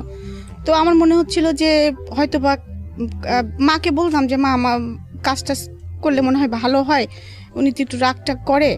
তো আমার মা বলতো যে শ্বশুরবাড়ির সবাই এরকম, তখন আমিও তো কাজ করি, হ্যাঁ করতে হয় মা এগুলো, একটু তুমি শাশুড়ির সঙ্গে একটু একটু হেল্প করবা। এখন হেল্প করা বলতে আমার মা তো অতটা বোঝে নাই যে হেল্প বলতে কি বোঝাচ্ছে আর কি। হয়তো বা শাশুড়ির সঙ্গে একটু করলাম টরলাম, কিন্তু হেল্প বলতে আমি ওই বাড়ির একটা বউ, আমার যে এত দায়িত্ব আমি কিন্তু তখন কিন্তু বুঝতে পারতেছি না যে এবারে আমি একটা বউ, আমার 5টা ননদ, আমার অনেক দায়িত্ব, এবং আমার শাশুড়ি একটু অসুস্থ, আমাকে অনেক দায়িত্ব নিতে হবে, এটা কিন্তু আমি বুঝতে পারতেছি না। আর আমার হাজবেন্ড কোনো যাই হোক, এবং আমার হাজবেন্ড এটাও বুঝতো না যে একটা বউয়ের বা একটা মেয়ের অনেক কিছু লাগতে পারে। এইভাবেই আমি আর কি লাইফ লিড করতেছি আর কি। আর আমি যখন বাবা বাড়ি আসি তখন আমার মা যেটা ভালো লাগে সেটা আমার জন্য কিনে রাখে, বা আমাকে সাথে করে নিয়ে যায় মার্কেটিং করে। এবং আমি অনেক সময় কাঁদতাম যে বাবা আমার কাছে তো টাকা নাই, হ্যাঁ আমার কাছে তো টাকা নাই, আমি তো চটপটি খেতে পছন্দ করি, আমাকে তো কেউ চটপটি ফুচকা খাওয়াতে নিয়ে যায় না, এই করে না। বাবা আমাকে, আমার মনে আছে সে টাকা আমাকে অনেক সময় যাওয়ার সময় 5,000 10,000 করে টাকা দিয়ে দিত। এইগুলো আবার দেখা যাচ্ছে আমি আমার ননদদের পিছনেই খরচ করতাম। এই তোরা কী কিনবি বল, আমার কাছে টাকা আছে। আমি কিন্তু আসলে ওইভাবে কখনোই, ওরা আমাকে আপন না মনে করলো, আমি কিন্তু সবসময় এইভাবে। আবার দেখা যাচ্ছে যে ভাবি তোমার না অনেক সুন্দর সুন্দর আংটি, এই তো আংটি নিবি, আমার না বক্স ভর্তি আংটি আছে, নিয়ে যেয়ে দিয়ে দিতাম ওদের। ওরা কয়টা নিয়েছে সেটাও কিন্তু আমি কোনদিন খেয়াল করতাম না এরকম। তারপরে আমি এরকমভাবে আমার সংসার চলছে। এর মধ্যে আমার পরীক্ষা এসে যায়, তো মা বলে পরীক্ষা তো দিতে হবে তোমাকে। তা আমি বলি বিয়ে দিছো তো আবার পরীক্ষা দিব কেন, আমার আর পড়ালেখার প্রতি তেমন কোনো আগ্রহ নাই আর কি। সারাদিন কাজ করে আমার আর ইচ্ছা করে না পড়ালেখা করি। আচ্ছা। তো আম্মা কি করতেন, আম্মাকে দুপুর মানে 4টার দিকে এসে নিয়ে যেতেন, প্রাইভেট পড়ায়। আবার আম্মা আমাকে মানে সন্ধ্যার পরে যখন প্রাইভেট পড়া শেষ হতো মা আমাকে দিয়ে যেতেন। আচ্ছা। এটা নিয়েও কথা শুরু হলো আর কি। যে পাড়ার লোকজন কি বলতেছে, প্রতিদিন একটা মা তার মেয়ের বাসায় আসতেছে, হ্যাঁ এটা তোমার মা, আমি তো আমার মা তোমাকে প্রাইভেট পড়াতে নিয়ে যাচ্ছে। তারপরেও এটা নিয়ে কথা শুরু হলো, তাও আমাদের বাসায়। তারপরেও সেটাও কোনো রকম ওভারকাম করে তারপরে পরীক্ষার হলে পরীক্ষা দিলাম। যাই হোক, আমার আশা ছিল না যে আমি পাশ করব, আমার কোনো রকমে আশা ছিল না আমি পাশ করব। তারপরেও আমি যেদিন রেজাল্ট বের হয়, আমাদের শ্বশুরবাড়িতেই আছি, তো রেজাল্ট বের হয়েছে, আমার রেজাল্ট এসেছে উইথ হেলথ। কোনো কারণে ঝামেলা হয়েছে, so you have to find out this. করে দেখে যে আমার রেজাল্টটা একটু ভুল ছিল, মানে আমার অ্যাডমিট কার্ড, রেজিস্ট্রেশন কার্ড আর অ্যাডমিট কার্ডের মধ্যে একটা সাবজেক্টে একটা গন্ডগোল ছিল আর কি। আচ্ছা। তো গন্ডগোল ছিল, ওইটা আবার ঠিক করে দিয়ে আসেন বাবা। ঠিক করে দিয়ে আসার পরে তারপরে 15 দিন পরে আমার রেজাল্ট কলেজে আসে। আচ্ছা। তখন দেখা যায় যে আমি ফার্স্ট ডিভিশন পেয়েছি। ওকে। ফার্স্ট ডিভিশন পেয়েছি। তো তখন যখন আমি ফার্স্ট ডিভিশন পেয়েছি তার 15 দিন পরেই আমি কিন্তু অলরেডি তখন প্রেগনেন্ট। তখনও কিন্তু আমি বুঝতেছি না যে আমি প্রেগনেন্ট। ওকে, বিয়ের কতদিন পরের ঘটনা এটা? এটা 11 মাস। 11 মাস, ওকে।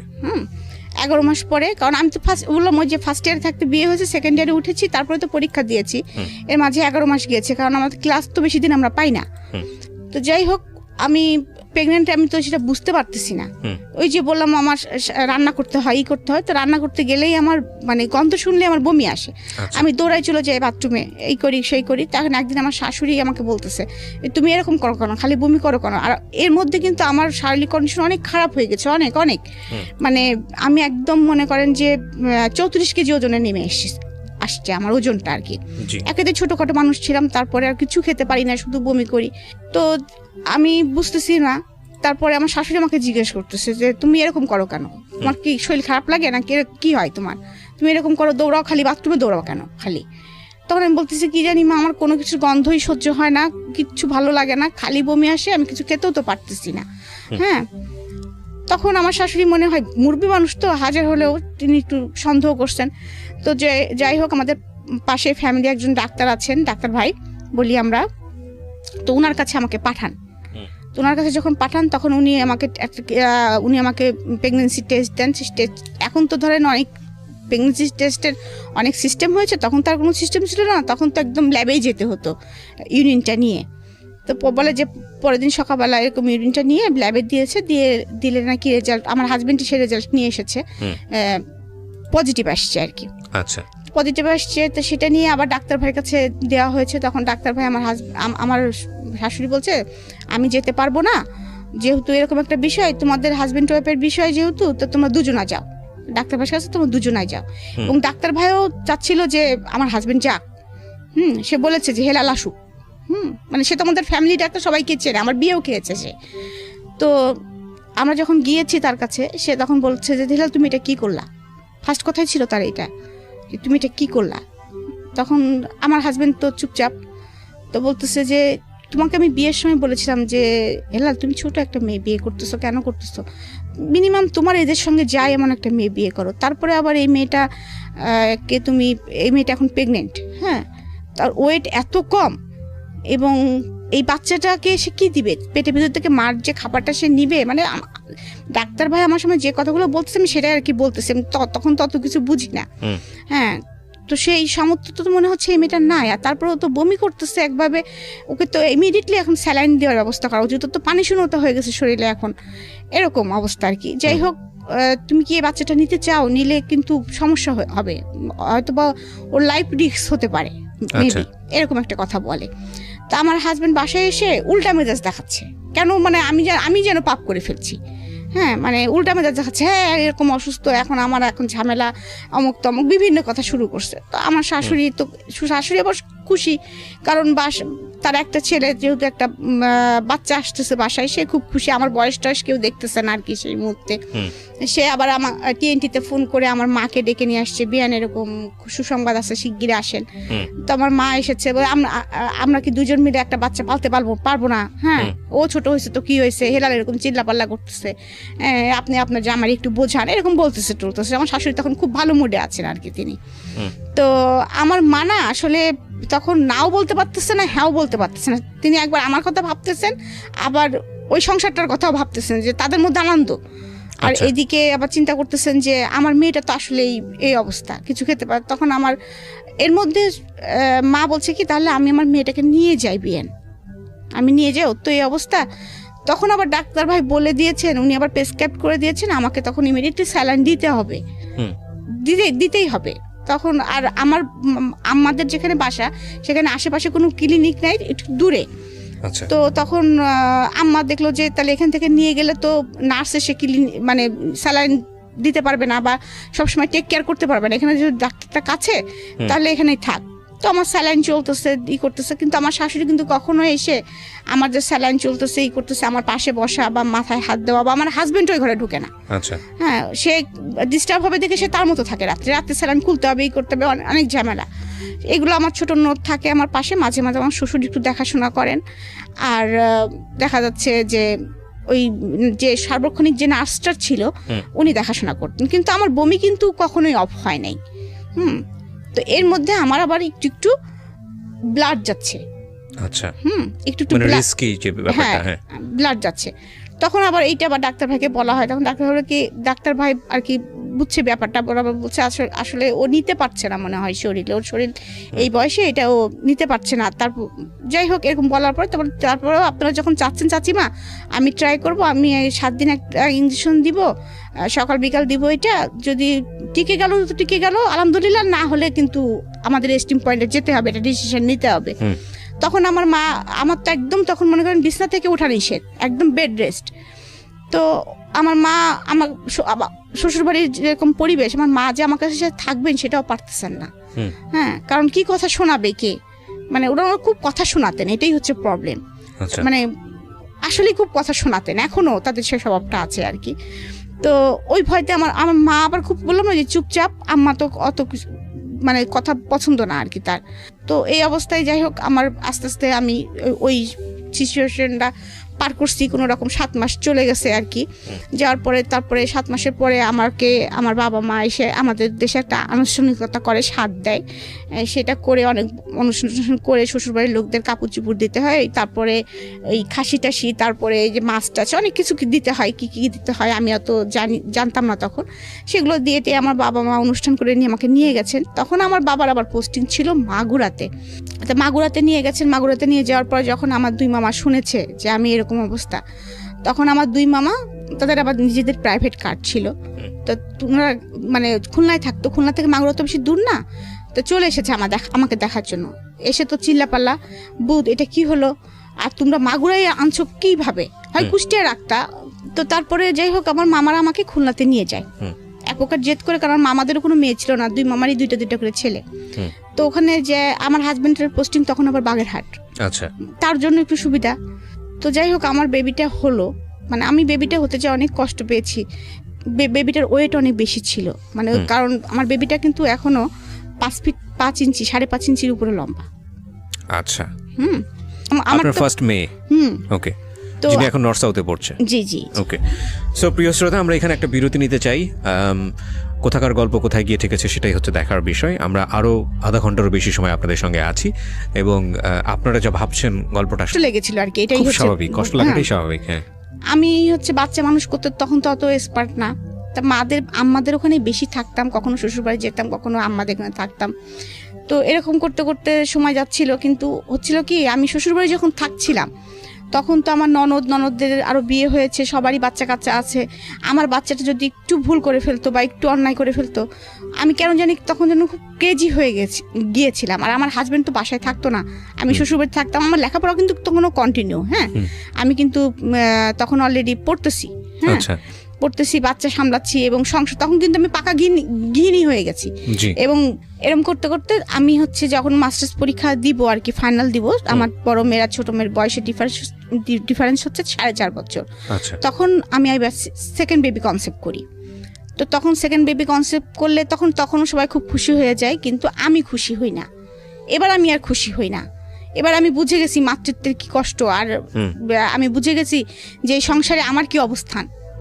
এর মাঝে আর একটা কাহিনী আমি বলি। আমার ছোট ননদ যেটা আর কি, যেটা আমার খুব ভালো সম্পর্ক ছিল, তো সেটা সাথে আমার ফুফাতো ভাই, মানে ওরা রিলেশন ছিল, ওরা চলে যায় দুজনে আর কি। আচ্ছা, এটা ফ্যামিলি থেকে না বলে চলে যায়, এবং দোষটা সম্পূর্ণ আমার ঘাড়ে পড়ে যে আমি তাদেরকে বের করে দিয়েছি, যেটা হয় আর কি। এবং এটা নিয়ে অনেক গ্যাঞ্জাম হয় ফ্যামিলিতে, অনেক কিছু হয়। আমাকে আমার হাজবেন্ড মারধরও করে। হ্যাঁ, তারপরে একটা টাইমে আমার বাবা কিন্তু আমাকে নিয়ে আসার মানে ওরা আমাকে আর রাখবে না, ওদের মেয়েকে ফেরত না দিলে, মানে এরকম ফ্যামিলি আর কি ট্র্যাজেডি চলতেছে। আমার হাজব্যান্ড আমাকে মিনিমাম মনে হয় 6 মাস দেখতে আসেনি, আমার বাচ্চাটার কোনো খোঁজ নেয়নি, কোনো কিছুই করেনি আর কি, সোজা কথা। তো তার মধ্যে আমার বাচ্চাটা, আমি মা বাবার কাছেই ছিলাম। তো এর মধ্যে তারা উকিল নোটিশও কিন্তু পাঠিয়ে দিয়েছিল যে আমাকে ডিভোর্স দিবে। হ্যাঁ, কিন্তু আমার বাবা খুব আপসেট হয়ে গিয়েছিল তার মধ্যে, যে ডিভোর্স দিবে এরকম একটা বিষয়, আমি যেটার জন্য এতদিন মানে এত কষ্ট করে মেয়েকে সংসার করাচ্ছি। তারপরে এইভাবে যাই হোক 3rd পার্সন মিলে সব কিছু মিলে একসময় যায়, আবার জোড়াটা লাগে আর কি, কোনোভাবে এনিহাউ জোড়াটা লাগে। এর মধ্যে আরও তো মনের ভিতরে বিষ ঢুকে গেছে আমার অলরেডি, যেই লোকটা আমার 6 মাস খোঁজ নিল না, আমার বাচ্চাটাকে একবার দেখতে আসলো না। আমি তো কিছুতেই ওর সাথে উকিল নোটিশ পাঠিয়েছিল, এটা আমি জানতাম না। তো হঠাৎ করে তাদের যেভাবে ফ্যামিলি মিউচুয়ালের মধ্যে যখন আসলো, তখন আমার শ্বশুর বললো যে আপনারা নিয়ে গিয়েছেন, আপনারা দিয়ে যাবেন। এবং আমি সেই দিনটার কথা আমি কখনোই ভুলব না, যেদিন আমার ননদ চলে যায়, সেদিন আমাকে সারা দিন ঘরের মধ্যে আটকায় রাখা হয়েছিল, কিছু খেতে দেওয়া হয়েছিল না, এবং আমাকে আমার হাজব্যান্ড মারধরও করেছিল, এবং সেই সাথে আমার বাচ্চাটাকে আমার কাছে দেওয়া হয় নাই সারাদিন। তো ওই অবস্থায় যে অনেক কিছু হয়েছে, অনেক সেটা আমি এখন এত বিস্তারিত হয়তো বলতে পারছি না, মানে কিভাবে গিয়েছে আমি বলতে পারবো না। অনেক কষ্টে ওখান থেকে আমার বাবা ভাই আমাকে অনেক কষ্ট ওখান থেকে নিয়ে আসে আর কি। এবং আমি এক কাপড়ে চলে এসেছিলাম, আমাকে ওরা কোনো কাপড়, খালি পায়ে এক কাপড়ে আমার বাচ্চাটা সহকারে, বাচ্চাটাকেও দিচ্ছিল না তারা। অনেক কষ্টে আমি ওখান থেকে আমার বাবা মাকে বের করে নিয়ে চলে আসার পরে তো অনেক দিন এই যে ওরকম বাবা বাড়ি থাকলাম, করলাম। তার মধ্যে আমি আবার ট্রান্সফার হয়ে আমি যশোরে, তখন বাবার পোস্টিং, তো তখন যশোরে আমাকে ভাই আমাকে মাস্টার্স ভর্তি করে দিয়েছিল। যে আমি তখন মাস্টার্স করতেছি, প্লাস সেই সাথে আমি হচ্ছে মানে আপনার মাস্টার্স করতেছি, সেই সাথে আমি কম্পিউটার শিখতেছি। তো আর বাচ্চাটা নিয়ে লাইফ লিড করতেছি এবং মনে মনে একটা সিদ্ধান্ত নিয়ে ফেলছি। তখন তো একটু ম্যাচুরিট হয়ে গেছি যে আসলে তো ওর কাছ থেকে কোনোদিন ভালোবাসা পাইনি, ওর কাছ থেকে আমি এটাই আশা করতেছিলাম যে হয়তো এরকম ব্যবহারই সে আমার সাথে করবে, তো আমি আমার বাচ্চাটাকে নিয়ে আমি এক প্রকার চলবো আর কি, এরকম একটা চিন্তা ভাবনা করতেছি। আর আমাকে যথেষ্ট সাপোর্ট দিত বাবা মার, সবসময় মন টন খারাপ থাকতো যে ফ্যামিলিতে যেহেতু এরকম কাহিনী হয় নাই, আর সেহেতু সব জায়গাতে কথা টথা হচ্ছিল, অনেক ঝামেলা চলতেছিল অলরেডি ভিতরে, তো বাবা মা ওইগুলা টেক কেয়ার করতেই মানে হাত ধরে যাচ্ছিল বাবা মার আর কি। আর এদিকে হচ্ছে আমার বড় ভাই আমাকে একদম ফুল সাপোর্ট দিচ্ছে যে না, আমি তোমাকে যেতে দিব না, তুমি পড়ালেখা শিখো, মানুষ হও, আমার একটা ভাগ নিয়ে আমি পালতে পারবো, তুমি ওটা নিয়ে টেনশন। এমনকি আমার মেয়েটা মানে আমার বড় ভাইয়ের কাছে ঘুমাতো, খেতো, মানে ওর বড় মামাইও যান, মানে ওকে আমার কাছে দিত না বড় ভাই, এরকম। আচ্ছা। তো এভাবে থাকতে থাকতে হঠাৎ করে কি একদিন ডিসিশন হয়, আমরা ঈদ করতে বাড়ি গেছি, হঠাৎ করে আমার বাবা আমাকে ডেকে বলে যে তুমি মা, তোমাকে ওই বাড়িতে যেতে হবে। আমি বললাম কখনোই না আব্বা, ইম্পসিবল, আমি আর ওই বাড়িতে সংসার করতে পারবো না এত কিছুর পরে, আর ওরা আমাকে মেরে ফেলবে। আমার মনের মধ্যে ভয় ঢুকে গেছে যে ওরা আমাকে মেরে ফেলবে। তখন আমার বাবা আমাকে জড়ায় ধরে কান্না করে বলতেছে যে মা, তুমি কি আমাদের, তোমার চাচার, আমার সবার কি মৃত্যু মরা মুখ দেখতে চাও, নাকি তুমি তোমার সুখটা বেছে নিতে চাও? তো অবভিয়াসলি তখন মানে কি মনে হয়েছে আমি জানি না, কারণ বাবাকে আসলে তো আমি খুবই ভালোবাসতাম, আমি মানে এখনো ভালোবাসি। স্ট্যান্ড বাই, আমাকে যদি কেউ বলা হয় তো আমি আমাকে যদি বাচ্চাদের নামও বলা হয় তবু বলবো আমার বাবাকে আমি বেশি ভালোবাসি। এবং আল্লাহর কাছে আমি মাঝে মাঝে এমনও বলি যে আল্লাহ, যে আমার বাবা যেদিন মৃত্যু হয় সেদিন যেন আমারও মৃত্যু হয়। আর মানে একদম হোপলেস হয়ে যাই। আমি তখন বলি যে আমি যাবো বাবা, আমি বলি যে বাবা আমি যাব, যাই হোক না কেন আমি যাব। তো আমি যাই, এবং আমার শ্বশুরদের কন্ডিশন হলো আমাকে নিতে আসবো না, আপনাকে দিয়ে যেতে হবে। তো আমাকে দিয়ে আসে আর কি। এসে পরে আমার অত্যাচারের মাত্রাটা মানে আপনারা ইমাজিন করে নেন, আরো চরম আকারে পৌঁছায়। আমার বাচ্চাটা ঠিক মতো খাওয়া দাওয়া হয় না, মানে আর আমাকে সারাদিন যেভাবে তারা টর্চার করে, মানে কি আমি 2 দিন 3 দিন দেখাচ্ছে খেতে বসছি, এমন একটা কথা আমার শাশুড়ি হয়তো বলছে যে এই মেয়েদের কোনো বিশেষ আছে, যে মেয়ে আমার মেয়েকে বের করে দিতে পারে সেই মেয়ে আমাকে বিষ দিয়ে মেরে ফেলবে না, পানের মধ্যেও বিষ দিয়ে মেরে ফেলতে পারে। আমার শাশুড়ি আবার পান খেতেন, ওর হাতে কিছু খাওয়া যায়, আমাকে দিয়ে রান্না করাতেন, আমি আবার আমাকে এই কথাগুলো শোনাতেন। হ্যাঁ, তো এরকম পরিস্থিতির ভিতরে আমি যাচ্ছি, আমার মানে মনে হচ্ছে যে মানে কোনো কুল কিনারা নাই, আমার মনে হচ্ছে এরকম। তারপরে যাই হোক, এর মাঝে কিছু একটা হয়ে মিল মহব্বত হয়, যাই হোক আবার সংসার করতেছি। আমার ননদের সাথেও তাদের আবার মিউচুয়াল হয়ে যায় আর কি, মিউচুয়াল হয়ে যায়, কিন্তু আমি আর আমার হাজবেন্ড কথা বলতাম না। ও এর মধ্যে এরকম কথা শুনতে আমি একবার হচ্ছে মানে সুইসাইড অ্যাটেম্প করি। তারপরে আমার বাবা সিদ্ধান্ত নেয় যে আমি আর দিব না। তারপরেও আবার 3-4 মাস ওরকম যায়, তার মধ্যে আমার আবার অসুস্থ হয়ে পড়ি, সেটা হচ্ছে অ্যাপেন্ডিসাইটের অপারেশন হয়। তখন আমার হাজব্যান্ডকে আমার বাবা ফোন করে না, আমি ফোন করি, আমি বলি যে আমার এরকম অপারেশন হচ্ছে, আমি যদি কিছু হয় তুমি আমার বাচ্চাটাকে দেখো, বাবার পরিচয় অ্যাটলিস্ট রেখো, ও নানির কাছে থাকবে, তুমি বাবার পরিচয়টা রাখো। তখনও কিন্তু আমি ছোট বাচ্চা কনসেপ্ট করিনি আর কি, ছোট বাচ্চা কনসেপ্ট করিনি। তখন ওর কেন জানি মনটা নরম হয়, হয়তো বা মানুষ তো, আর এতদিন একসাথে আছে, একটা বাচ্চার বাবাটা আছে, আর মানে এরকম একটা ইয়ে। তো ও আসে আমাকে পরের দিন সকালবেলা দেখতে আসে যশোরে। দেখতে আসার পরে ও দেখে তারপরে বাসায়, যে ও যখন বাসায় যায় আমাদের বাসা থেকে, তো আমার শাশুড়ি আবার দেখছে যে এইটা সুযোগ। তো ও আমার শাশুড়ি আবার আমার হাজবেন্ড নেই দেখে তার জামাই মেয়েকে সে ডেকে নিয়ে আসছে, সে যে তখনই চলে যাবে এটা তারা বুঝতে পারে নাই। আমার হাজবেন্ড বাসায় ঢুকে দেখতেছে যে বাসায় তার মানে আমাকে নিয়ে গেছে, নিয়ে যায় আমরা দুজনে বাসার মধ্যে ঢুকতেছি, এবং রাস্তায় কিন্তু আমাকে বলতেছে বারবার যে তুমি কিন্তু যাই বাবা মার কাছে মাপ চাবা, তুমি কেন সুইসাইড অ্যাটেম্প করতে গেছিলা, এটার জন্য তুমি মার কাছে মাপ চাবা, আমরা বিপদে পড়তাম না, এরকম ভাবে আমাকে বোঝাচ্ছে আর কি। তো যাই হোক আমি ঢুকেই আমি বলছি ঠিক আছে মার কাছে আমি মাপ চাবো। হ্যাঁ, আমি গেছি, যাওয়ার পর ঢুকতেই দেখি যে ওরা আমাদের বাসায়।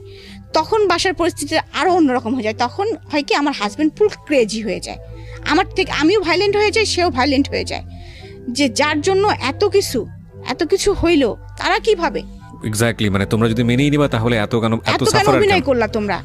আর আমার মেয়েটাকে, আমার হাজবেন্ড বলতেছে আমার ছোট দুধের শিশুটাকে আমি কেন এত কষ্ট দিলাম, আমার ওয়াইফকে কেন আমি এত কষ্ট দিলাম, আর সেটা তুমি করতে আমাকে, আমি বড় ভাই, আমাকে একবার বলছো যে ওরা আসতে চাইবে, ওদেরকে মেনে নেওয়ার দরকার, বা আমার শ্বশুর শাশুড়িকে এত হেয় করলা কেন, এত কথা শোনাইলা কেন তাদেরকে, কেন শোনাইলা আমাকে, তো এবারে অনেক ছোট করছো তোমার, তাহলে এখন তো আমার তো শ্বশুরবাড়িতে কখনো তোমাদের যেতে হবে না, কিন্তু আমার তো যেতে হবে।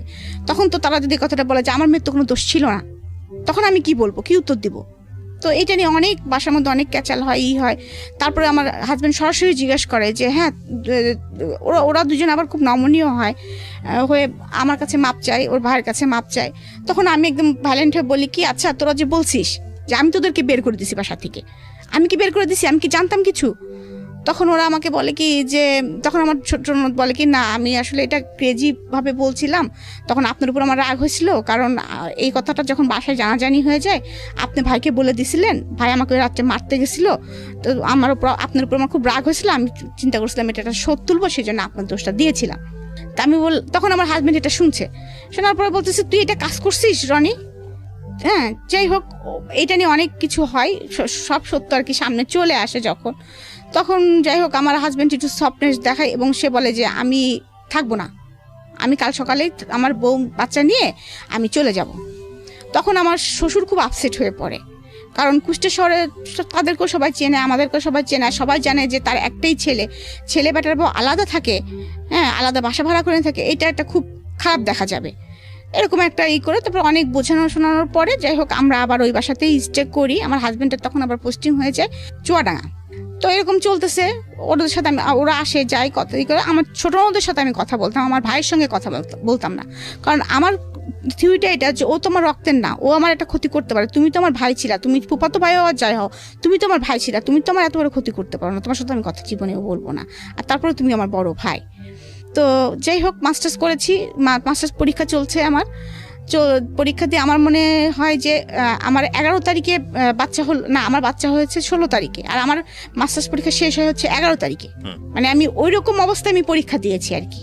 তো আমার বাচ্চাটা পেটের মধ্যে খুব অসুস্থ হয়ে যায়, কারণ আমি 4 ঘন্টা বসে পরীক্ষা দিতাম, বাচ্চাটার মুভমেন্ট খুব কম হতো, মুভমেন্ট হতো না। তবে তারপরে আমার 16 তারিখে সিজারিন করে বেবিটা হয়। তো এর মধ্যে আমার বড় ভাই কিন্তু এর মধ্যে বাইরে চলে গেছে অলরেডি, হ্যাঁ, এবং সে তাকে বিয়ে দেওয়া হয়েছে খুব আনুষ্ঠানিকতার ভিতরে, হ্যাঁ। তো সে বাংলাদেশে এসেছে, সে একদিন আমার শ্বশুরবাড়ি সে আবদার করে যে মাইমা আমি আমার বোনকে নিয়ে যেতে চাই, এক রাত আমাদের সাথে থাকবে, হ্যাঁ।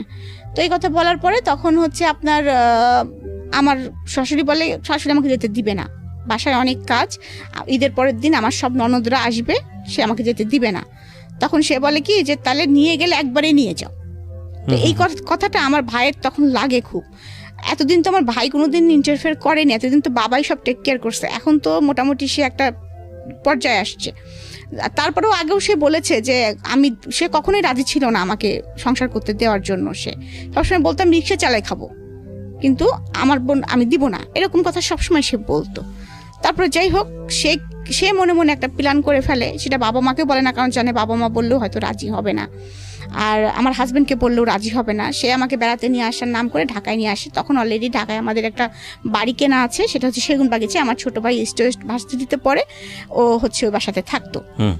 মাঝে মাঝে বাবা মা আসতো, ওকে একটা কাজের ছেলে ছিল, রান্না বাড়া করে দিত এরকম।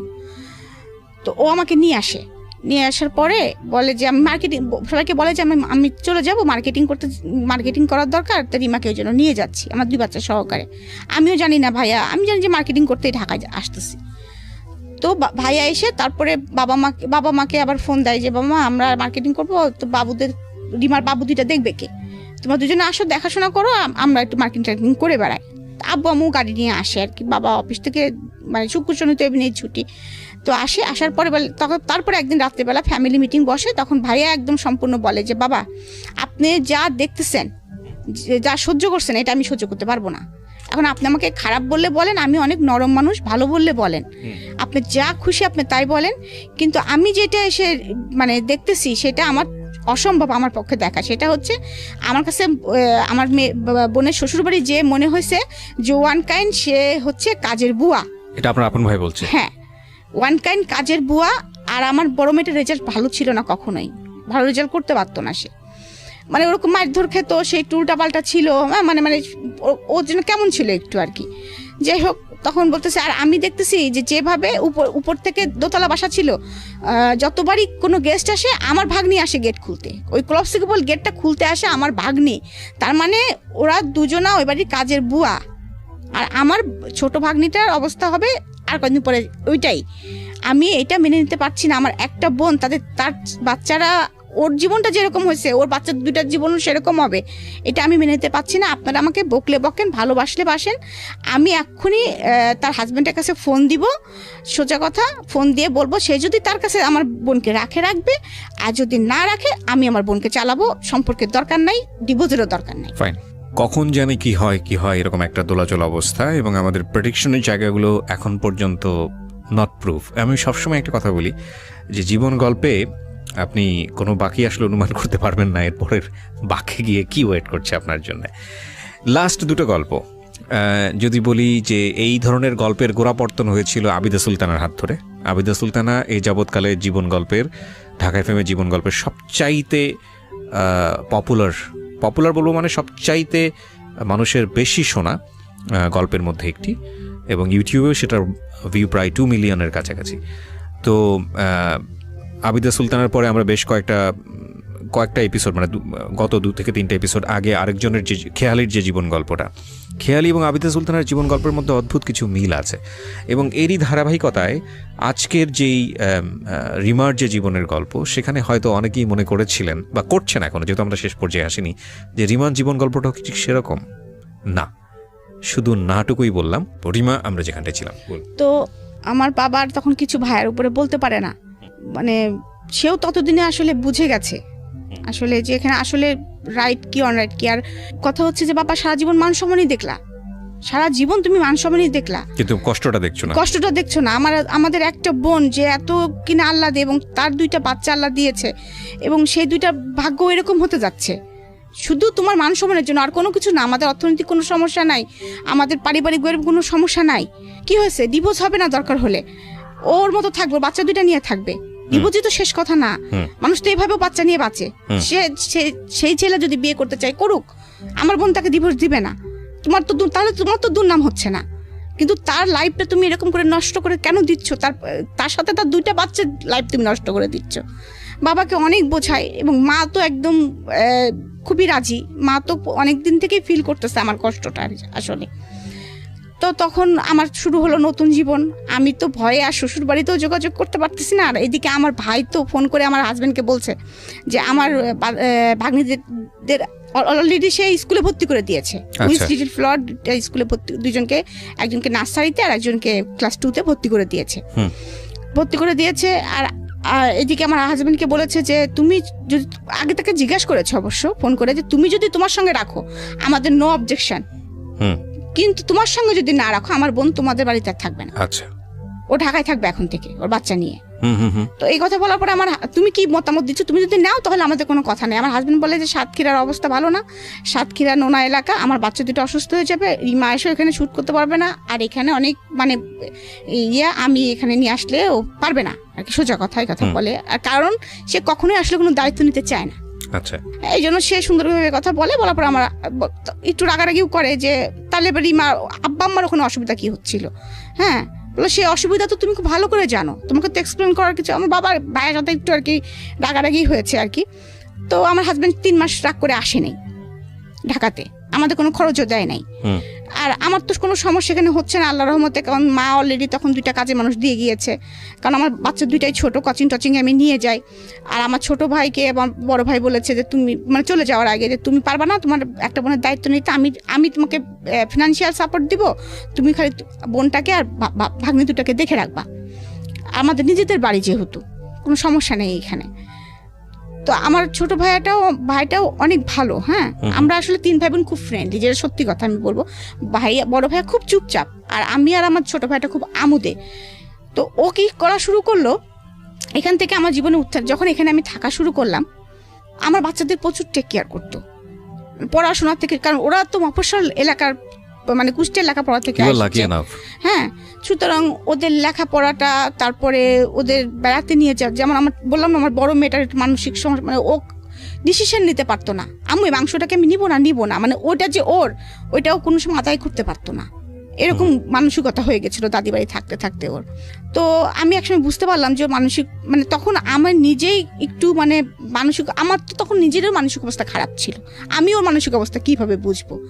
যখন আস্তে আস্তে আমি রিয়েলাইজ করতেছি যে সব বাচ্চার মতো তো আমার এই বাচ্চাটা না, কেমন যেন জড়সড় হয়ে থাকে, কেমন যেন খোলামেলা না, হ্যাঁ এরকম আর কি করতেছি, তখন ওর সঙ্গে আমি আস্তে আস্তে মানে খুব ভালো, মানে আমার ছোট ভাই আমাকে বললো যে আপু আপনাকে বুঝতে পারতেছেন, এবং ও আমাকে ডাক্তারের কাছেও নিয়ে যায় যে আপুর সামথিং প্রবলেম আছে, মানে আলটিমেটলি কাউন্সেলিং এর জন্য, হ্যাঁ কাউন্সেলিং এর জন্য আমাকে মুহিত কামালের কাছে নিয়ে যাওয়া হয়।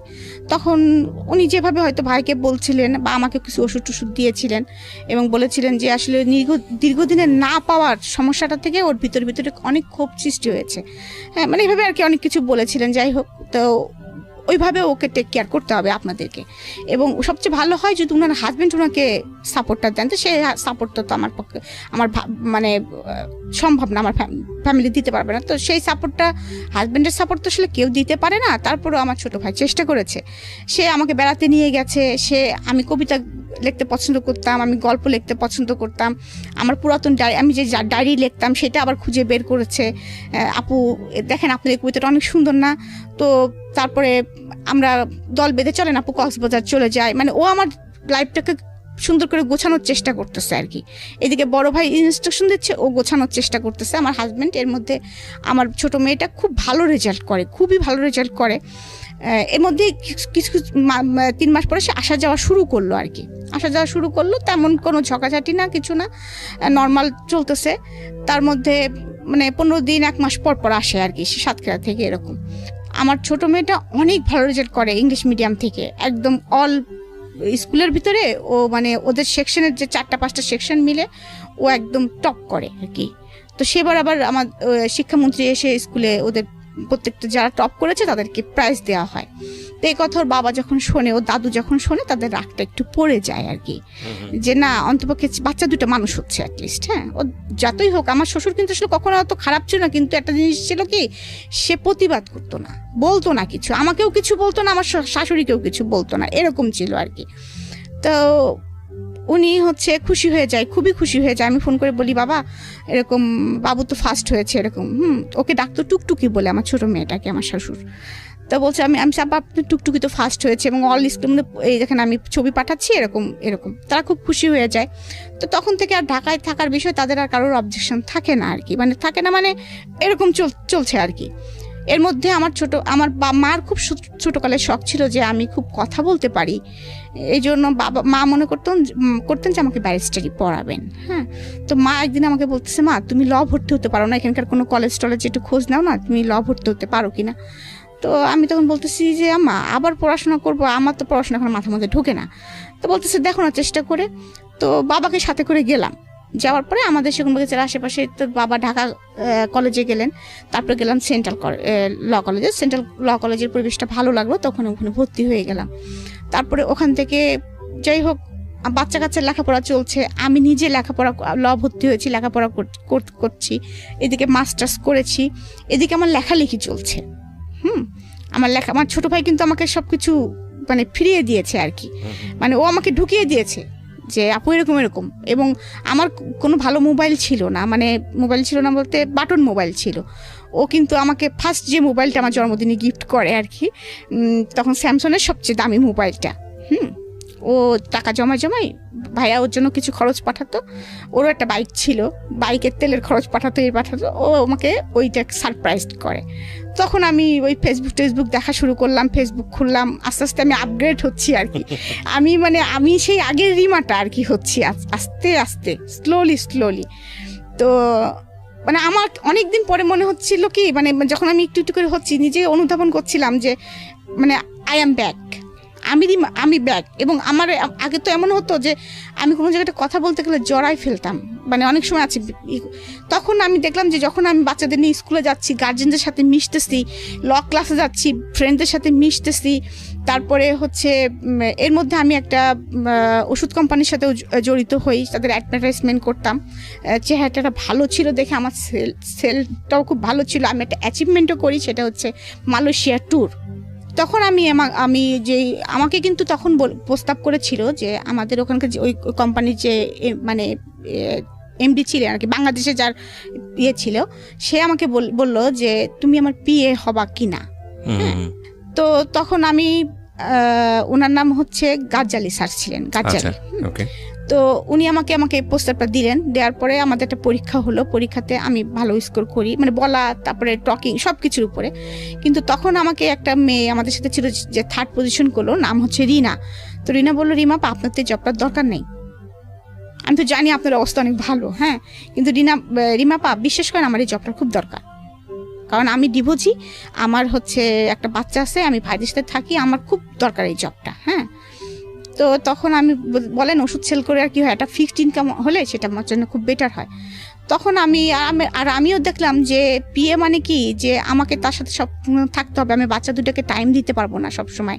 হ্যাঁ, আর আমার কাছে আমার বাচ্চা দুটো কিন্তু অনেক গুরুত্ব, সবকিছুর ঊর্ধ্বে কিন্তু আমার বাচ্চা দুইটা। আমি কখনো আমার বাচ্চা দুইটাকে বললাম না, যত কাজই থাক তাদের কাজ সেরে তারপরে আমি সবকিছু করেছি। আমি যত দুঃখে কষ্ট যত কিছু থাকি, ওদের দুজনের মুখ দেখলে আমি